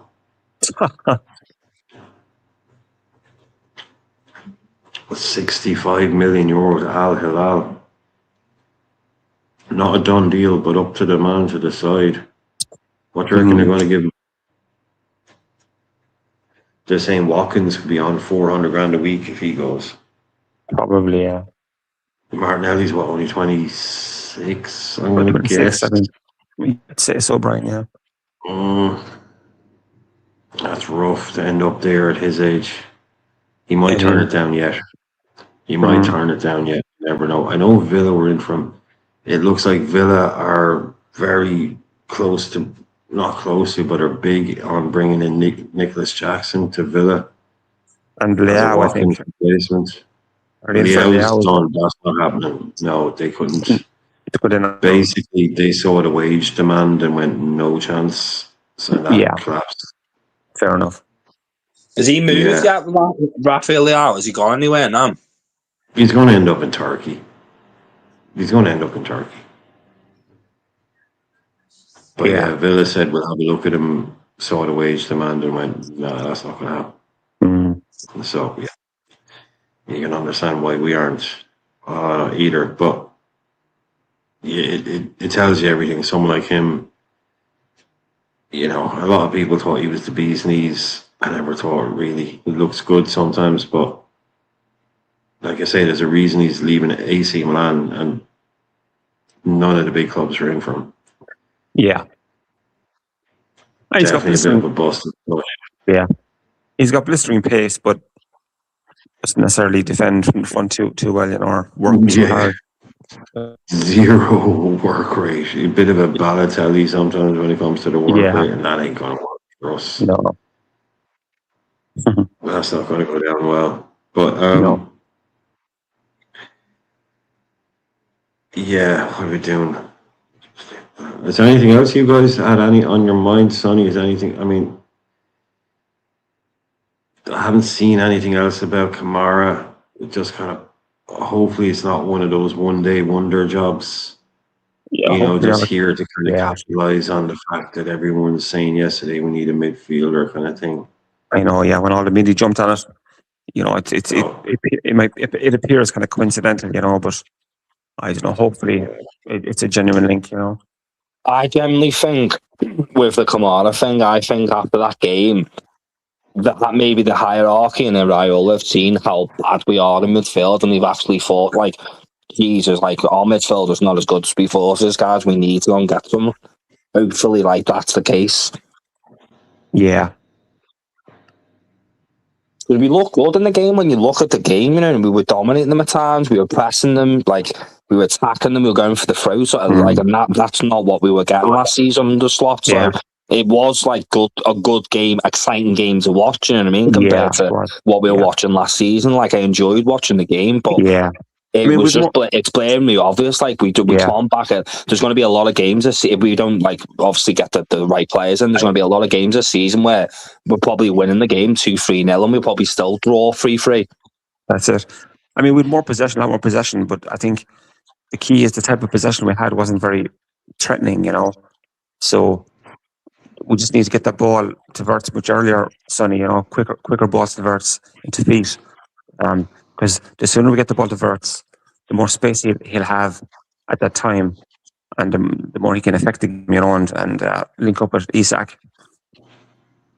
I mean, what's the schedule? Someone was talking about it earlier on. Steve was saying we can win this, win that. JP was. I know we've got Nottingham Forest at home. I don't know what's happening. Like some JP was talking about 4 games, and then we've got City as well, quite early on as well. Well, I think that's the 5th. I think he was talking about 4 goals. Yeah, I just mean we wouldn't buy Scott, Roddy, when we have fucking Dom basically sat in this team on a big, huge contract, and he's not bloody going anywhere. So Scott isn't going to play the defensive role for us or the 10 role for us. So, I mean, there's a lot of players we could bring in, but we're not, because Dom is just fucking taking up a first team place, basically. That kind of more energetic box, the more attacking of the two. Yeah, it's just the same. I mean, it's Scott. It would just be like a better version of the attacking 8 in the pivot, as opposed. But anyway, we all know what I mean. But again, for £90 million, no, Jesus Christ, too much. Yeah, and if Scott's like, what the fuck are they going to charge you for Ryan? If you want £90 million for Alex Scott, what do you going to want for Ryan? 150 mil. If he scores 8-9 goals between now and January, forget about it, lads. Yeah, totally. Yeah. Forget about actually buying him and staying within UEFA. Yeah. Forget English. Let's just call it FFP. I know it's not, but everyone knows. I mean, imagine trying to spend that kind of money on him. That's what we need to sell 2 of the 8s, Roddy. It's not, we all know we have too many 8s. All we have is 8s. So we need to sell, but we also need to replace some of those 8s and get better 8s and more defensive 8s. You can't call them a 6 now. 6-8 hybrid. That's what you have to say. The defensive version. The good, you know, your double pivot is good cop, bad cop. You know, you need the bad cop. We don't have a bad cop in our double pivot. You know, someone just walk around and slap you up. You know, don't you know what's what? Imagine Roy Keane today, lads. What would he be worth? Imagine peak Roy Keane. I mean, those kind of guys. Elliot Anderson is 120 million. What the fuck would peak Roy Keane cost you? He'd be the best CDM in the world right now, like, hands down. Like, he was just head and shoulders above everyone. And I think he was a bit like a Pepe as well, like Real, you know, like he had that aggressive side of him as well. Like, he was a brilliant player, you know. It doesn't get spoken about enough how good of a box-to-box midfielder it was. He was a box class. He'd score, he'd get assists, like he, you know what I mean. He got them across the line numerous times, but when he turned into a 6, he went up to a whole nother level, in my opinion. When he was a 6, and you just couldn't get past him. He was mean. He was nasty. He'd drag you down. He'd do them tactical fouls. Like he just understood like the dark art better than anyone. Yeah, the Roy Keane that like scored 2 goals in Turin to put him into the Champions League, knowing he was going to miss the game. Like, that's what people forget him. He scored twice in that game to put him through.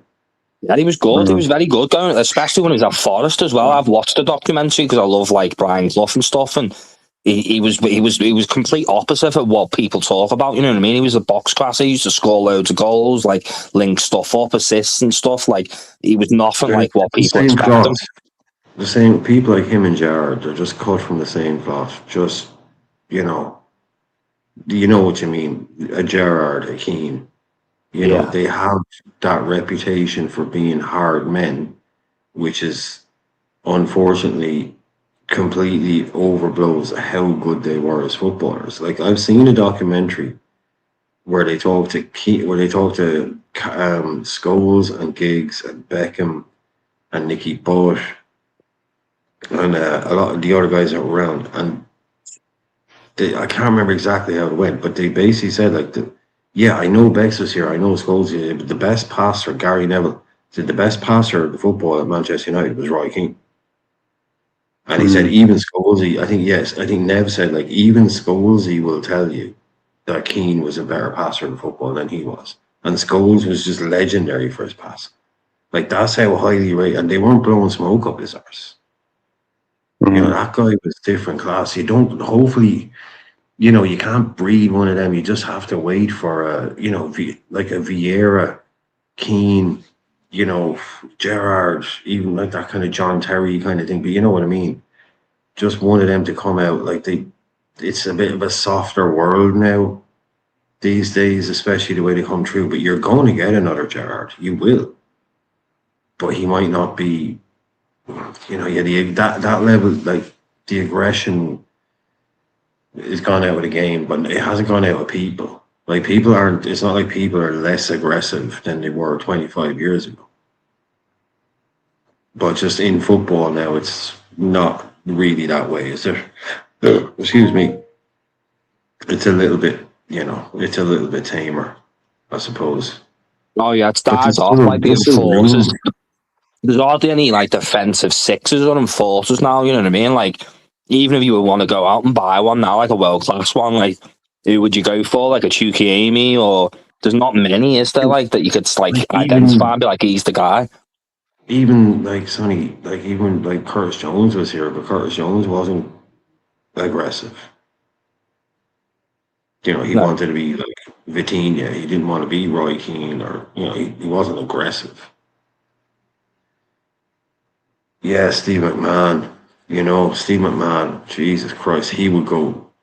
He would tackle a brick wall like that, and probably come out on top. Do you know what I mean? Like Steve McMahon was different. Yeah, you just don't get him like that anymore. But I mean, Jamie Carragher had that kind of mentality about him, but I don't see a lot of that in our team now. Like Virgil does the whole quiet, you know, kind of quiet older brother thing. That whole, like, he doesn't go shouting and screaming. He's not Hendo. Robbo barking. So yeah, we're definitely missing. Like Carquez isn't barking. Robbo non-stop telling people where to be, what to do. Verts isn't doing it. Isaac is a quiet assassin. You know, Vert's quiet. You know, he's not going to be telling people where to go. Barcola ain't going to come in and, you know, start bossing it. Neither would a Minteh. Dom is trying to grab again. Is a quiet kind of person, isn't he? He's not very aggressive. I think the only one that stands out for me is maybe a Rojo. I know he's only a defender, he's alone, like, but he used to be a former captain. Seems like a very aggressive type defender as well, doesn't he? Maybe him if he gets. I mean, but he's so new. He's not going to have the confidence as well. He will in games, that kind of natural, hey, get over kind of thing. But yeah, we just don't have someone on the pitch really in that midfield. Like if Nioni came in, Grav came in, I think Dom is trying to be that guy maybe, but he's not pulling it off. So we don't really have the level of people that we have before. Definitely. Just that aggressiveness in midfield. Just be so good to see back. Controlled way.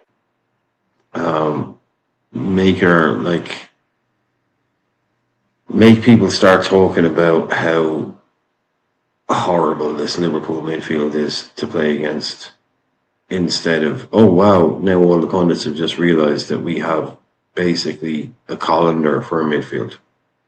You know? all of a sudden this is news now. But anyway, it takes them a while to catch up.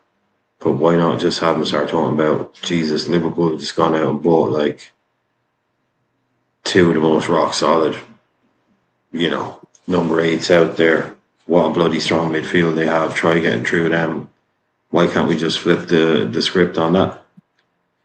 I don't get why the hierarchy would be like, we finished behind City and Arsenal and some of these teams last season, and like our midfield wasn't good enough last season to beat these teams, and these teams have gone out and beat their midfielders up and bought like 2 or 3, and like it just makes no sense that we go into the next season like expecting miracles out the manager. What do you think of my theory that if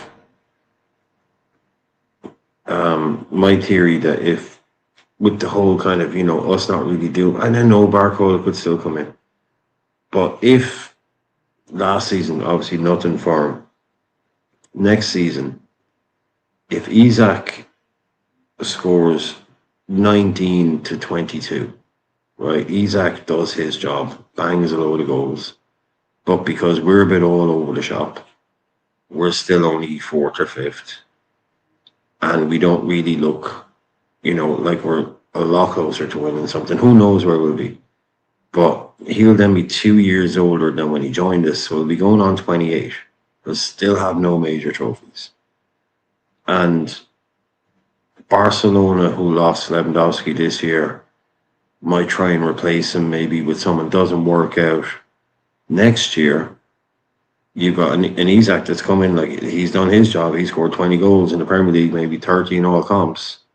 He's thinking of 28 now. Liverpool, okay, we're still another project. We're still maybe another couple of years away from maybe doing something.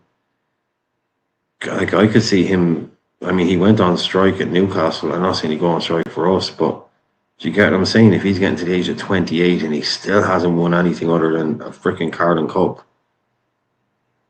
would you be surprised if he says, come on, get me like Barcelona? They're looking for a striker. They're willing to take me. Barcelona will take a 28-year-old Isak for 3 years. They bought a 34-year-old Lewandowski. Yeah, definitely. Like they won't like. Even though we're Liverpool, people will get fed up and saying that. Like especially if we're not trying to win stuff. Like we didn't win something last season. Like that's what players are like. The club throws. Like look at Enzo. He's gone to Chelsea. Like and then obviously City have come in. He's ready to leave immediately already. He's only been there a couple of seasons. It's a Suarez scenario where he bangs goals. Like he does his bit kind of thing. It's not like he comes in and has a sulky season, scores 8 and says, no, I want to leave. No, he comes in and he bangs goals and everyone's looking at him. Like Suarez did. Like the season before Suarez left, he just turned into freaking Captain America. He's going to make it like hard for people to go, oh, well, you couldn't blame him. Like he scored, like I said, he's capable of scoring 20 goals for a team that finishes 4th or 5th. He doesn't need to be playing for the top team to get 20 goals. And every team around Europe will be looking at that going, hey, Liverpool don't look like winning anything next year either. Maybe don't look like winning one of the big ones. That'll be 3 years. You'll be 29, still won't have won anything. Do you want to come to Barcelona? Come on. We need to put things in place. This isn't what he joined for. He didn't join to, oh, look at Munoz, watch him grow. Look at Rio, watch him develop. Oh, great. No, he came here to score goals and win trophies. 2 things. That's it. He's a nice, cold hitman. His job description is 2 things. Score goals, win trophies. That's it. Make friends, who cares? No. Score goals, win trophies. And he'll score the goals. Wirtz didn't come here to, I don't know, do whatever we're doing now. Watch Simicast come back after a year on loan. Watch Andy Robbo walk out the door and see Simicast walk in. Wirtz didn't come here to do that. That's what annoys me of Liverpool. Like that last season, we didn't all want to sound like sport, but at the time, like when we finished the season at the window, and like we just got Isak and Wirtz. It's like it just made no sense. Like, if you've only got a certain amount of money, why would you spend it on 2 attackers when it was blaming the obvious at the time? Like, we needed the CDM, we needed right backs, left backs, we needed to sort the team out, to see the team structure more than anything. And then it just seems like the hierarchy running things very well, because even like Joe was here. Joe, what do you think?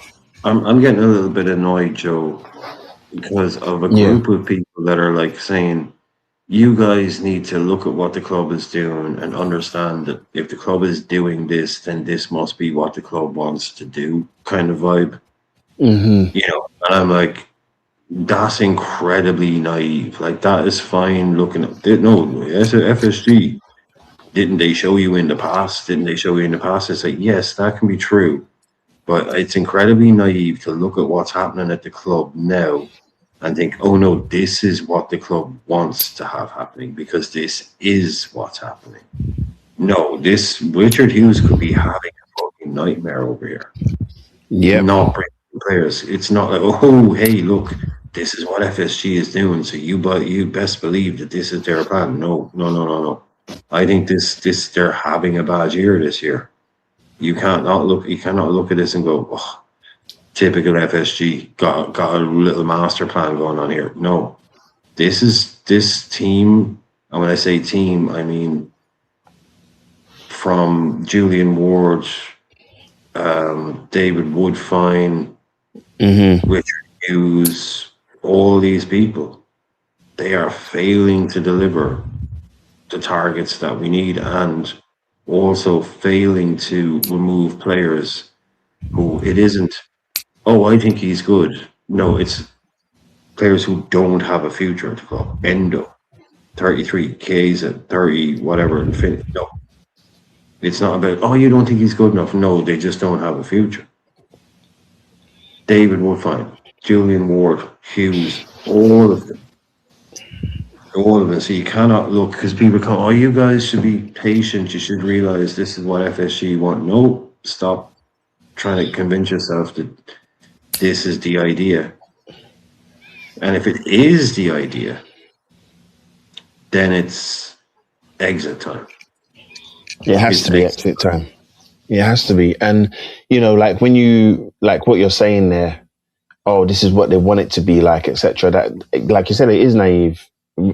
If you look at outgoing senior players and how many outgoing senior players that we've actually received revenue for or transfer fees for, it's far and few between. Like, senior players don't usually go for money. The trend is that they go for free. But we've been pretty bad with renewing senior players as well.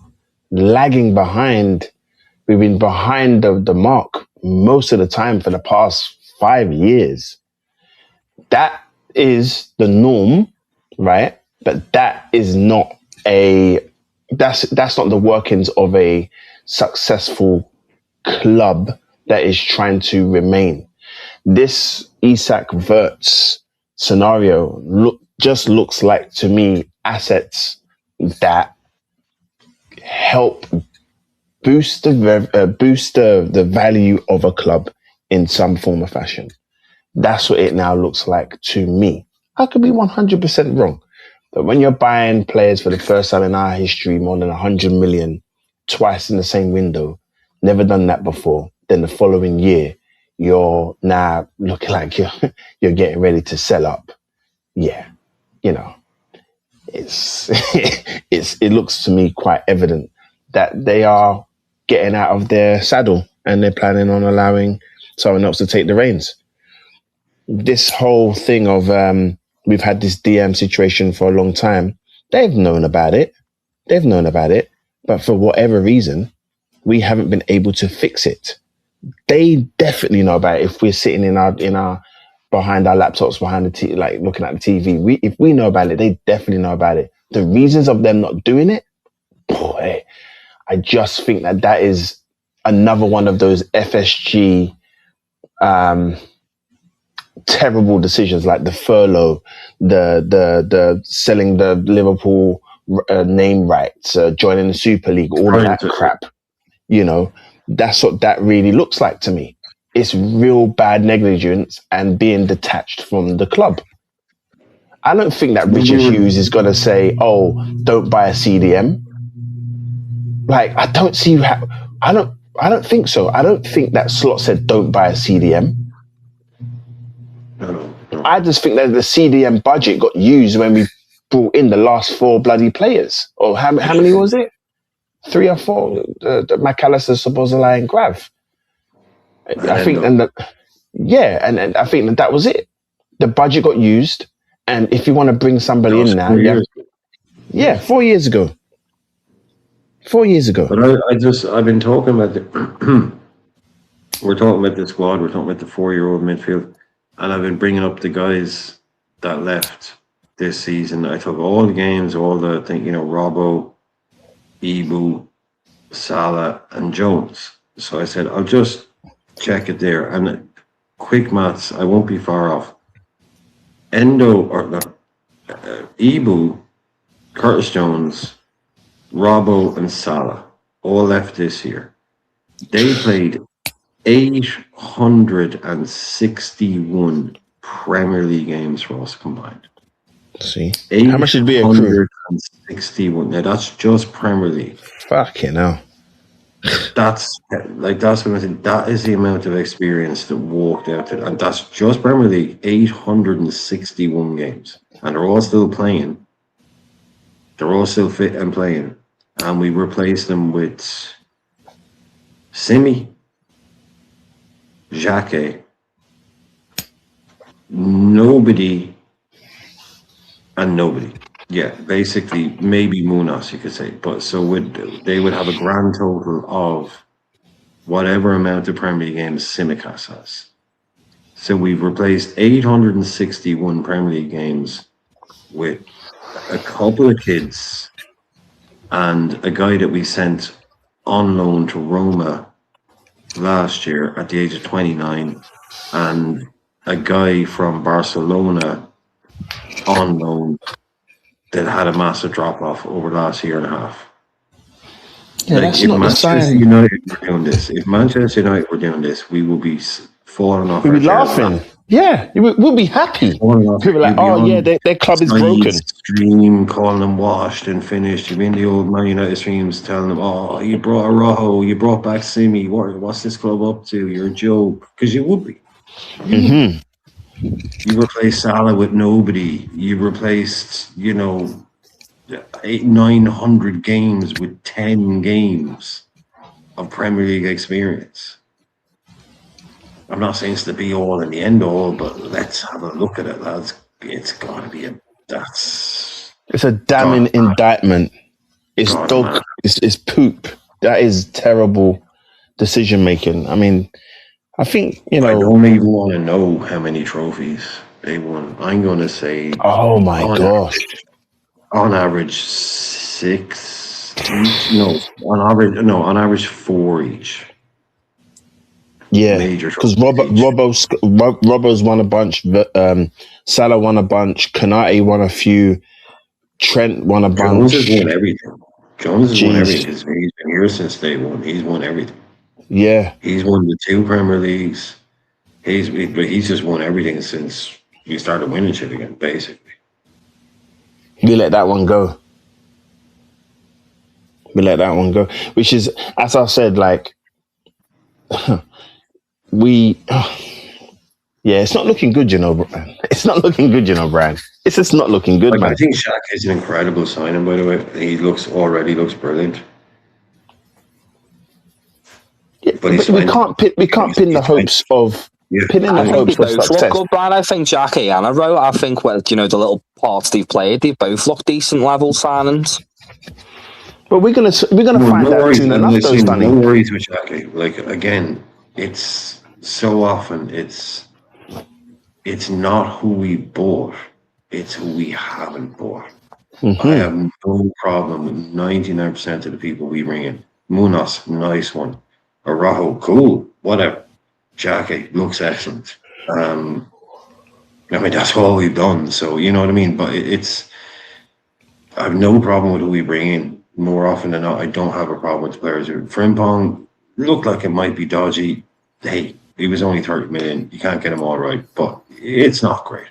But it's what we're not doing is the same thing we haven't. Sorry, it's our system. Yeah, it's the same people, Joe. It's the same people. It's the same consistent. It's consistently the same things that we haven't done. It's like they're trying to wind this up on. It's a trolling. It really is, because you've let go of all of these guys. No, but think about this one though, Brian and Sonny.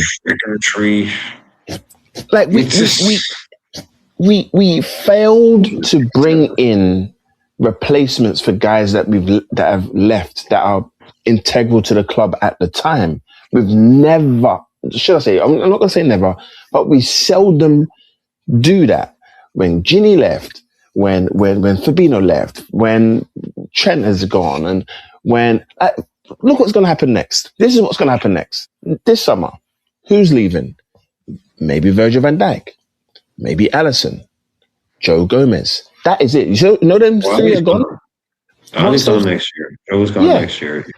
You know, once those three are gone, that's it. It's game over. I assume Virgil will sign an extension. I hope so. Virgil will sign one more year, at least one more year. But Ali definitely gone. Yeah, I think you're right there. I think he'll a year extension or two maybe. But where does that leave?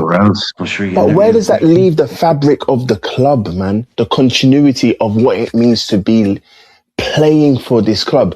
It would then lie in the hands of a manager who's only been here who's been there less than a year, and Dominic fucking Szoboszlai. Can you fucking believe that? Like that is why I am absolutely appalled, especially and I'm going to pull it out there. I don't care what anyone has to say.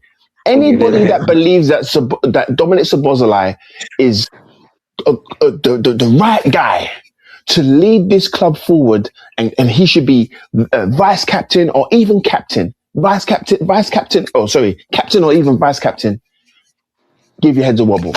Just give your heads a wobble.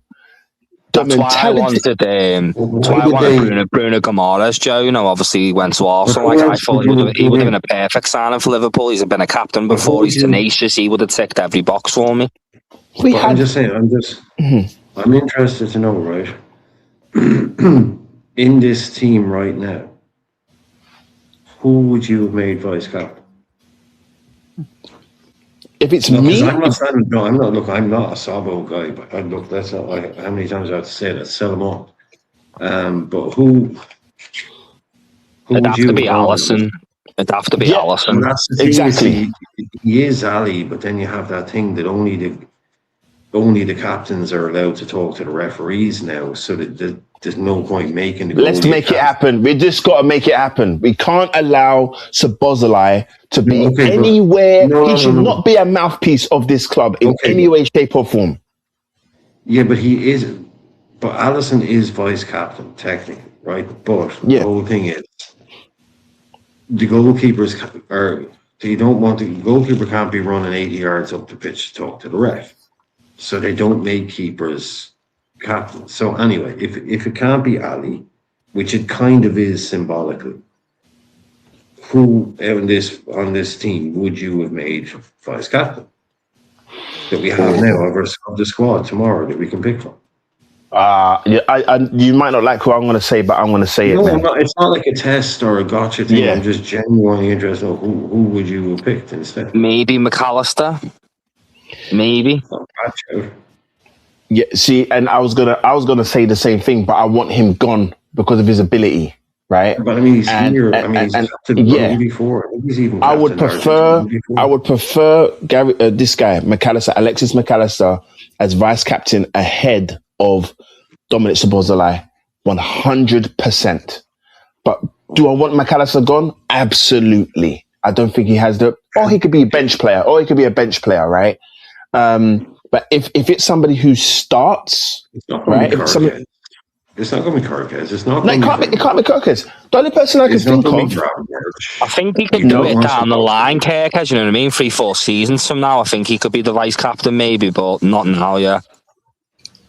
There's only but two like, when players you that I whittle can it- think that's of. what I'm saying, when you whittle it down, like that's the thing. When you whittle it down, if you don't want Szoboszlai as captain, and it can't be a keeper, it can't be Virgil. When you whittle it down, there isn't really many left. No, it has to be Isak. It would have to be Isak. Or Age- Wirtz. Maybe you give it to Wirtz as well. Nah, Maybe I would give it to Wirtz. I would not give it to that guy. I wouldn't give it to Wirtz. Why would you say give it to Wirtz? I'm interested to understand why you would say. Just, I don't know, maybe because like he's the person that you're building the team around in the future, you know, like Wirtz and Isak, maybe giving them, it would maybe help them go up another Remember, level. it's Like, vice captain, not captain. It's just vice captain, not captain. So it's like, Oh, vice captain. Yeah, so yeah, Isak. Yeah, that's what I'm saying. Yeah, I'll say Isak. obviously VVD is your captain. So I'll say Isak because then at least he can say when I'm asking for the ball, you fucking pass the ball in the way I'm telling you to fucking pass the ball. Like none of this faffing about, mate. If I'm asking you to pass the ball, you pass it. You see it when Virgil van Dijk asks for the ball, they pass him the ball. And I want to see Isak with that type of pull. Now, will he be a captain who's going to be shouting around and all of that stuff? No. He will be more in the mode of a Steven Gerrard by example, by banging in goals. Who? Szoboszlai? Oh, sorry. Yeah, Szoboszlai does for Hungary. That's the thing. Yeah, he does. He does, but You can't do that. for that's Liverpool. hungry. That's hungry. I know, That's exactly. like saying, That's what I'm saying. "Oh, I'm the No, captain no, of no, Leighton before you fucking go off, Orient." Before you go off, that's what I'm saying. I was going to say what you were saying. He can do it when because he's by far and away the best player in that team.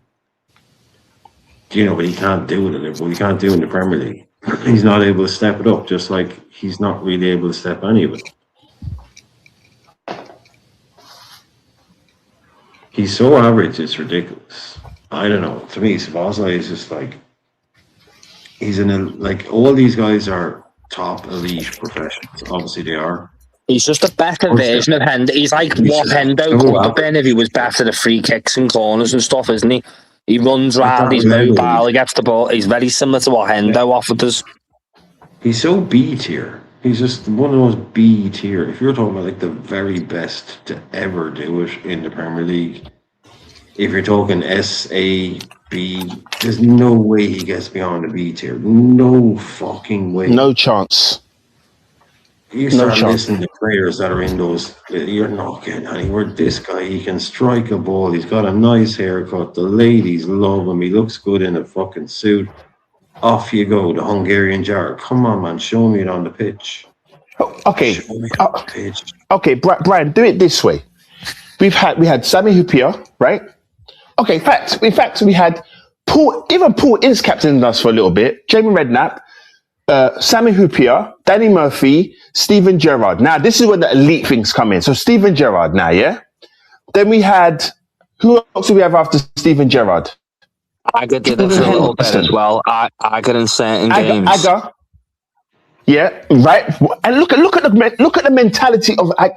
Look at the mentality of Agger. Then you had what's his Cara name? wore the armband. Cara would have worn the armband a lot. You know, you had Who? Cara. Carragher, Jamie Carragher, exactly. Jamie Carragher. Man, I thought you said bloody Andy Carroll there for a second. Sorry, my headset. But then after that, talk about dying for the company. Talk about dying for the company. Exactly, one man company, man. You know, Oof. and then we had. Think about the captains that we had in the team. We had Robbo, we had Virgil van Dijk, Salah, Mane. We had Jordan Henderson. Yeah. Exactly, Jordan Henderson. Who else did we have? Milner's done it as well for it. Yeah. Milner. Right now, if you just put all of the players that we put together, that we've just said, and we put them in a room, and then they're all in a line, okay? And then you put Szoboszlai in there. What the fuck? He cannot be a captain of this club based on legacy, what the club stands for, ever. He can never be the captain. If he's ever the captain, we're in the mud, as they say these days. We're finished. in terms of leadership. You saw last year when we were doing the Champions League. Who was it? It was when it was Robbo. Robbo came and he started talking about. He started, man. He just started talking for before Champions League game. I can't remember which one it was. He just sounded like this is exactly what I expect to hear from my captain. Then the next time it's Szoboszlai. And Szoboszlai is talking about apologizing to the crowd because this clown is telling the crowd how we should be supporting the team. When you've been here for like a couple, like what? And then after, you see the mentality, because this is not the first time he's done this stuff at Newcastle. It's that stuff that makes me sick. And I wish my memory was a little bit sharper, because I'm sure he did something similar last season. And I was saying, just go and grab the ball and bring it back to the spot and let's go again. That same thing happened this year, just the other day. Again, running around doing this thing with your hands. What are you doing, bro? What are you doing? No chance for him. Instagram. Save it for Instagram. And then you get the clip from LFC Media today. It's them sitting at a table having their cornflakes. Szoboszlai is watching his own penalty go in. Oh. Yeah, over. No, you're joking. You're joking. You've got to be joking. Wait, hold on, you're joking. No. They do this shit now. You can't move for fucking pictures of training.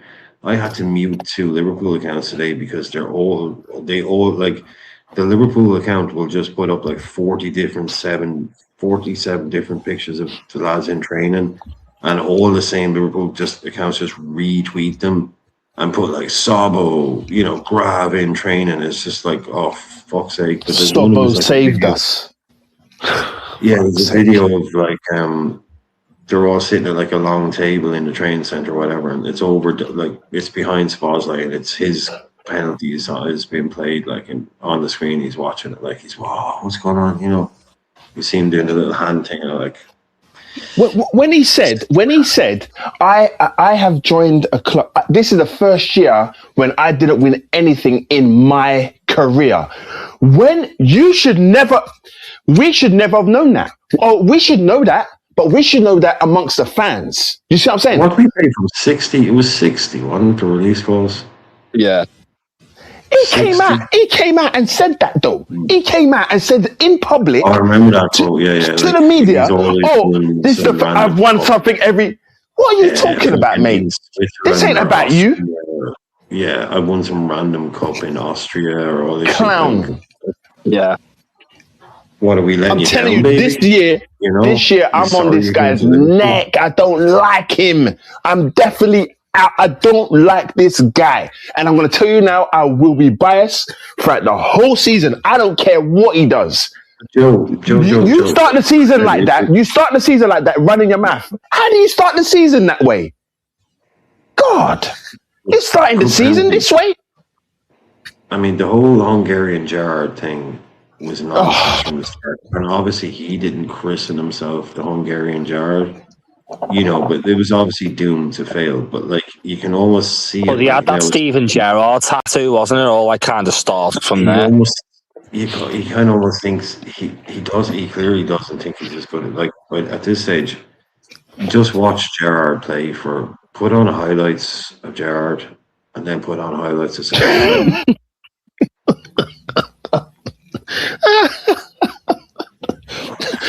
You can't compare these two players, man. Just set your search engine to not beyond what is supposed to be 24, 25. Do you know what's annoying with Szoboszlai? Like when you watch it, like he's got. Gerrard was a million miles ahead of Szoboszlai. Even at the age that Szoboszlai is, Gerrard was already a world-class footballer. Like he annoys me, Szoboszlai, because like he's got like the technical ability, you know what I mean? You see him do these free kicks, these outside of the boot passes sometimes, but he just can't control the game. Like he's a 10, but he's not a very good 10. He's a pace and power 10. I think he's an 8. He's an 8 that can play on the wings. He's an 8 that can play on the wings. He's too Yeah, I mean, I don't even know what he is. I don't know what he is. I just think he's an attacking midfielder that isn't very creative. He's not a creative player. Like, you know, he's not very defensive. He's not very hard working. Runs around a lot, but doesn't make a lot of difference. Just, yeah, I don't know, man. I just think this team could lose a Szoboszlai, and it isn't going to impact their ability to win trophies. I think the league's moved past players like that now. Like that, most of the teams now they're all going for the double pivot system with the 2 6s, defensive 6s, and they have the 10 and the wingers like that. That's how it's going now, and we've just got an overload of 8. So it's like it's not really gonna like we're playing a 4-2-3-1 system, and like you don't really play with 8s in that system at all. Exactly. Imagine putting. I mean, Steven Gerrard could play anywhere, right? But imagine putting, let's see, Ramsey. Remember Ramsey from Arsenal? Aaron Ramsey and let's see, a Lampard as a double pivot. Yeah, it's stink, wouldn't it? It'd be stinky. Shit. It's bloody shit. It's a double pivot. And these guys can't see this double pivot's not working.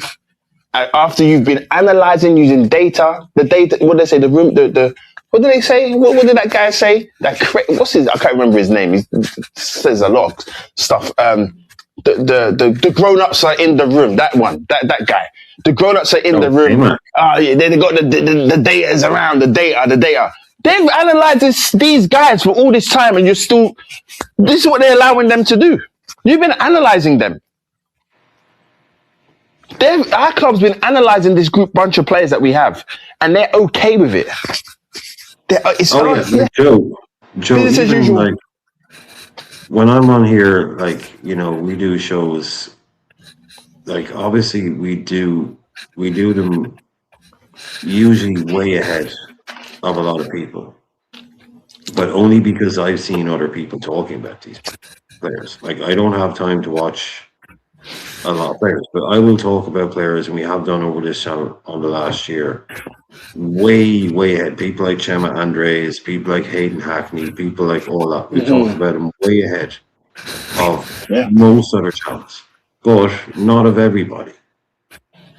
Like I've been alerted to these players and these people. Sorry, Joe, I just got a weird noise on your mic. No, you're good. But it's not just like I learn about them from other people. And then 6 to 8 months later or 3 months later, this Chema Andres guy or Adam Morton, whatever it might be, fine. I'm not the first guy. But this channel, we go early on people, you go way ahead. But there isn't a single guy that we've ever spoken about on this channel, even though we like to do that whole, we talked about him, blah, blah, blah, that this club doesn't know absolutely everything about. With Camara, Sangare, blah, blah, blah, they will know absolutely everything about these guys. They will have been, Chema Andres, some guy in Japan, bloody, they've just brought in 2 guys from Gambia. They're all over the world. They're trying to get this guy from Colombia at the moment. They're trying to get, there isn't a kid that we come on here and we were talking about him before everyone. Yeah, before half these idiots on YouTube. Yeah. But not before the club knows everything about them. There isn't a single player that we've ever spoken on here that nobody had spoken about before. Maybe 1 or 2 people. The club would already know everything about this guy. So it is, a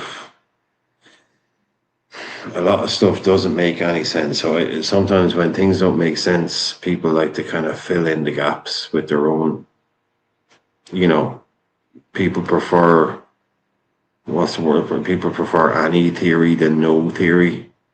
Sometimes it's just best to admit that you don't know what's happening and assume that something is, rather than just trying to say, well, I don't know what's happening, so this must be happening. I mean, that's what conspiracy people do. You know, they don't know what's going on, so they must invent what's going on. So, but right now, all I know is what we see in front of us. And it's assuming we bring in Barcola, that's going to look like a big, oh, look at them bringing in Barcola, but it will mean nothing.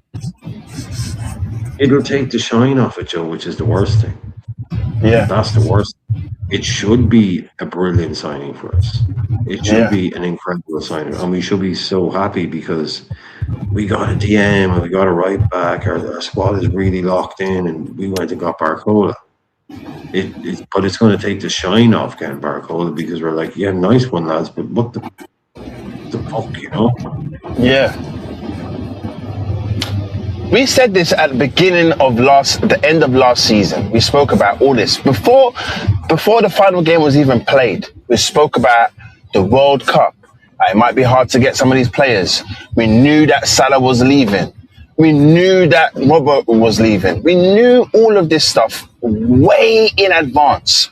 We knew this in April. We knew this in March. What was happening, man? We're in August, March. Let's just say April, May, June, July, August, 5 months. Okay? You can win and lose a league in 3 weeks, in a month. We've had 5 months, okay, to just establish targets and attack our targets. Especially the Mo Salah one, Joe. Especially the Mo Salah one. I know Diamande, we probably talked about him. Okay, fair enough. But you're not just gonna have Diamande. You're not just gonna have Diamande there like he didn't come. Okay, and he didn't come. He didn't come. How many weeks ago? How many months ago? He said he's not coming. We should have wrapped up the next one already. So should you basically have? I don't know if it would have made that much difference, but should we have not let Mo Salah say? Should we have not terminated Salah's contract until we had a full agreement, basically with Leipzig at the amount? 100%. We should have sold that man. We should have sold one of our club legends. He should have been sold, and we should have held on to him for as long as possible as we have searched for his replacement. We had to search for his replacement last year when he weren't signing the contract. Remember, the guy they weren't receiving a contract. Why weren't you giving him or them the contract at the time? Trent, Virgil van Dijk and Salah. Why weren't you giving it to them? Well, you didn't believe they deserved it? Okay, so if you didn't believe they deserved it, what were you doing as an initiative, an alternative to them? Because you were assuming that maybe they might not be worth signing. For example, because they were hanging them around, right?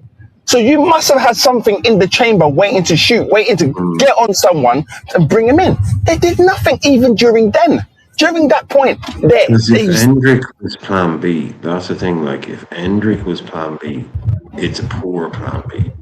It's the right player. Don't get me wrong. Endrick is the right player. But a plan B, it should be sort of maybe, okay, Diamande might not work out because it's expensive and it's big and it's difficult. And those are difficult things. They can go wrong. So your plan B should be basically almost like saying that should be your sure shot. Like, okay, if he doesn't work, then we'll just straight up just go and take the plan B. Just go, like he's from fucking Stuttgart. We'll just go and he's ours. Whereas Endrick was probably one of the most difficult ones to get done because you're not going to get him on a permanent. He's at Real Madrid. Do you get me? That's a poor plan B. Do you know that's what? Almost an even more difficult deal to get done than Diamande is.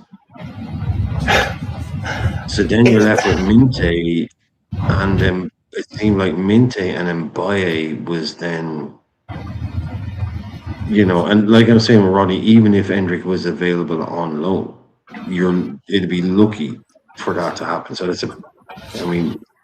but anyway, so then it comes down to basically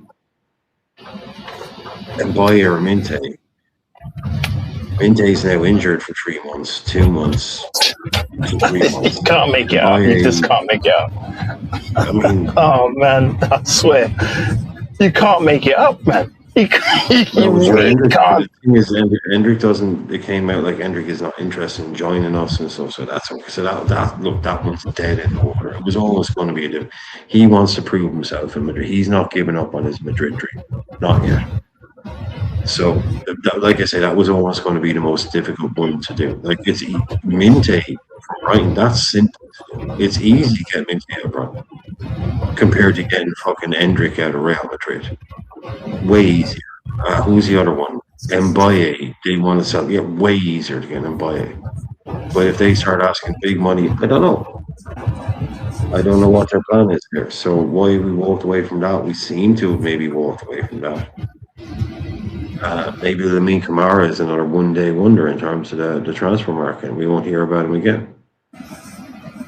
If whoever we're going to be getting in the next week, we're going to have to pay over the odds. Whoever it is, doesn't matter who it is, we'll be paying over the odds for sure. But do I care if we're paying over the odds? I don't. Yeah, but it's the last minute catch. Do we care how much they spend? No. But why do they hurt themselves? Why do they shoot themselves in the foot? They're shooting themselves in the foot. We are inflicting our own embarrassment. We are inflicting our own inequity, our own inefficiencies. We are the ones doing it to ourselves. For the past 3 years, we've been doing it like this. Meanwhile, other teams, shall I say, they're holding on to their best players, finding the replacement, getting the replacement in, and then letting go of the guy who is not good enough for the squad. We'll think that that's the way to do it. But that's not how Liverpool likes to do it anymore. It's just, it really is, it's touch and go. This last week is touch and go because anything can happen to these deals. These deals are delicate. I just think this one is, I'm happy with this Barcola thing. To me, I put a cup of coffee on that one getting done. I won't say my life on it, but it seems unfuckable. Unfuckable. It's basically just. I think Joe. Basically, we started off on. They said 170. We said 100, and now it's just like they started stupid high, and we will have, now. I think we're basically at that point where they're saying 135, and we're at 122. I think it's literally that. And some people judge, if you look at some of the tweets that have come out and you look at it the way it's usually done, I would bet, I think it's been agreed. I think there's been a fee agreed. I hope so. I think they've come, because when you got journalists coming out and saying fee is basically agreed, they're always like a couple of beats behind. So that to me would suggest that we basically agreed a fee. And like they said 170, we said 100, it's probably 130. And it's just, how do we get from 120 to 130? We want 2 million plus each. You know, all that stuff. Bloody hope so. So I think that's literally a done deal right now. I think that's been, because that's what we need to give us time to do something else. Because like Romano was saying earlier on, we will not sell Cody Gakpo just because of our fault. Sorry, Joe's. Oh, I'm sorry. No, that's fine. That Joe's in a bit. Sorry, noisy place there. Joe's, sorry, I'm at a swimming place, so I'm doing swimming with my daughter. So I better go. No worries. Right, thanks, man. Joe. Yeah, you got it. Right, take care, mate. I'll speak to you soon. Bye. Yeah, we'll head out there. Cool, nice one. Yeah, Joe's at the regatta there, the swimming regatta. He's always on the move. That's the thing. You don't know with Joe. He's always going somewhere when he's talking to you. He's a man on the move. Yeah, but I know Russell was in earlier on, and I think he mentioned this guy, Palacios. Ipswich Town. Does it come down to who pays someone's agency? Sometimes it bloody does, you know. Chelsea have a whole little cadre, you know. Yeah, the agents are so powerful now, man. It's the agents that moved Diamande to Madrid. Diamande wanted to play for Enrique, PSG. Agents moved him to Madrid way too early. But a lot of these young kids, especially the young kids that come from underprivileged backgrounds, getting basically trafficked around as soon as they got a bit of talent. Someone like Diamande, he's a gold mine for these people. And all kinds of 4 or 5 different agencies fighting about who owns what. Rock Nation, crazy scenario with Diamande. Not in control of his own career in any way. So maybe we did dodge a bit of a bullet on that one. But yeah, what we're going to have a look at quickly was Ipswich. I think it was. And they spent a lot of money. I just wanted to check what they're doing. Where are Ipswich? They must have won a game. Oh yeah, of course they did.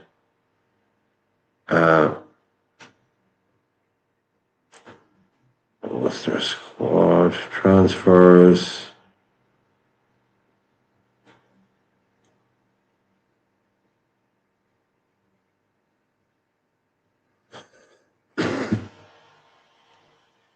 Let me see. No, I don't want that.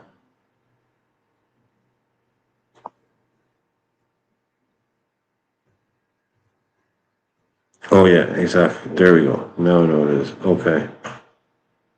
So Ipswich have brought in Julio Enciso, Utara for 20 million from Strasbourg, Lukic from Fulham for 10 million, Florentino from Burnley for 18 million, Sherpman from Union Saint-Gilloise for 10 million, Maida from Celtic for 11 million, Diop for 10, Fatavo for 23 million, 4 million, 28 million for Emerson from Toulouse, 2.5 million for another guy, 20 million, 20 million for Egeli.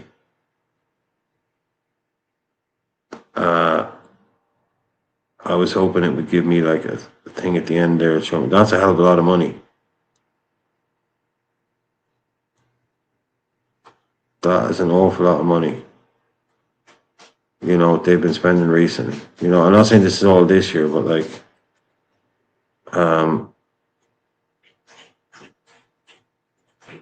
they're kind of going a little bit under the radar, Ipswich. I don't know. Maybe they're not destined to go down. Maybe they're not destined to go down. There's an awful lot of random players.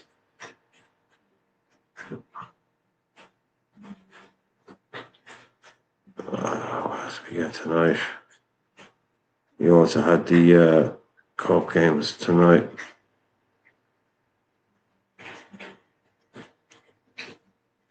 A lot of Premier League teams. Well, some Premier League teams playing tonight. Leeds, Forest, Brentford, Hull,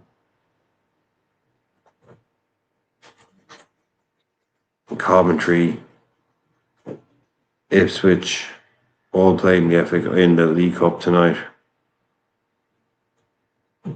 That stuff starts very early. That seems a bit early to me. It seems a little bit early to me.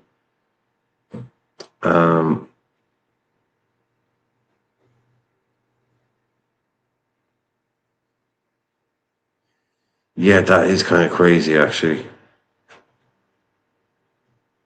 That's well spotted, yeah.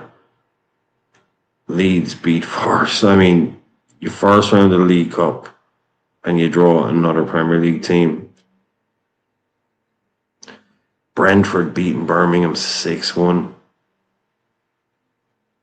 I mean, Brentford just beat fucking Frankfurt 7-0 in a friendly. They just put fucking 3-4 past Tottenham, was it? What time he put that past Tottenham? Now he's put 6 past Birmingham. I mean, I hope Russell isn't here because Russell has a massive hard-on for Brentford. So if he's season put 6 past Birmingham, having just put, what, 4 past Tottenham? 3 or 4 past Tottenham. Haven't put 7 past Frankfurt, whatever, 7-0 in a friendly. I don't think he'd know what to do with himself. I don't think he would know what to do with himself.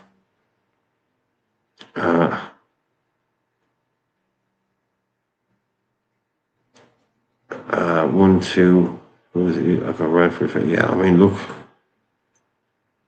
Keith. I mean, I get it. It's a fucking League Cup game, but you're going away to Birmingham. You're scoring 6 goals.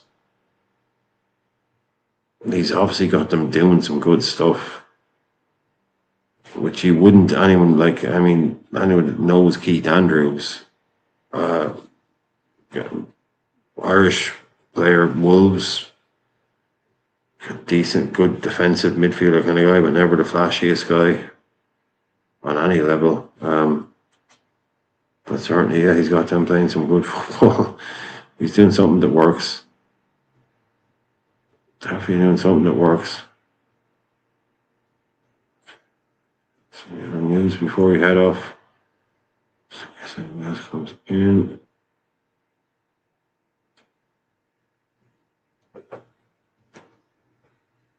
Oh, nice. I like this, yeah. I don't know what is that. So, yeah, Monaco have made an inquiry over the availability of Tottenham midfielder Papa Mata Sarr. So, yeah, the obvious suggestion there is Camara replacement. Okay. Definitely. You see that? I haven't seen it. We'll just scan down. Hopefully you don't get... yeah, there you go. I can't remember which guy he is, but I'm sure he's pretty good. So they should do that. They should definitely sell them that guy. And then we can go and do what we need to do. But yeah. Yeah, Papa Mata Sarr sounds like a very Monaco kind of signing, definitely.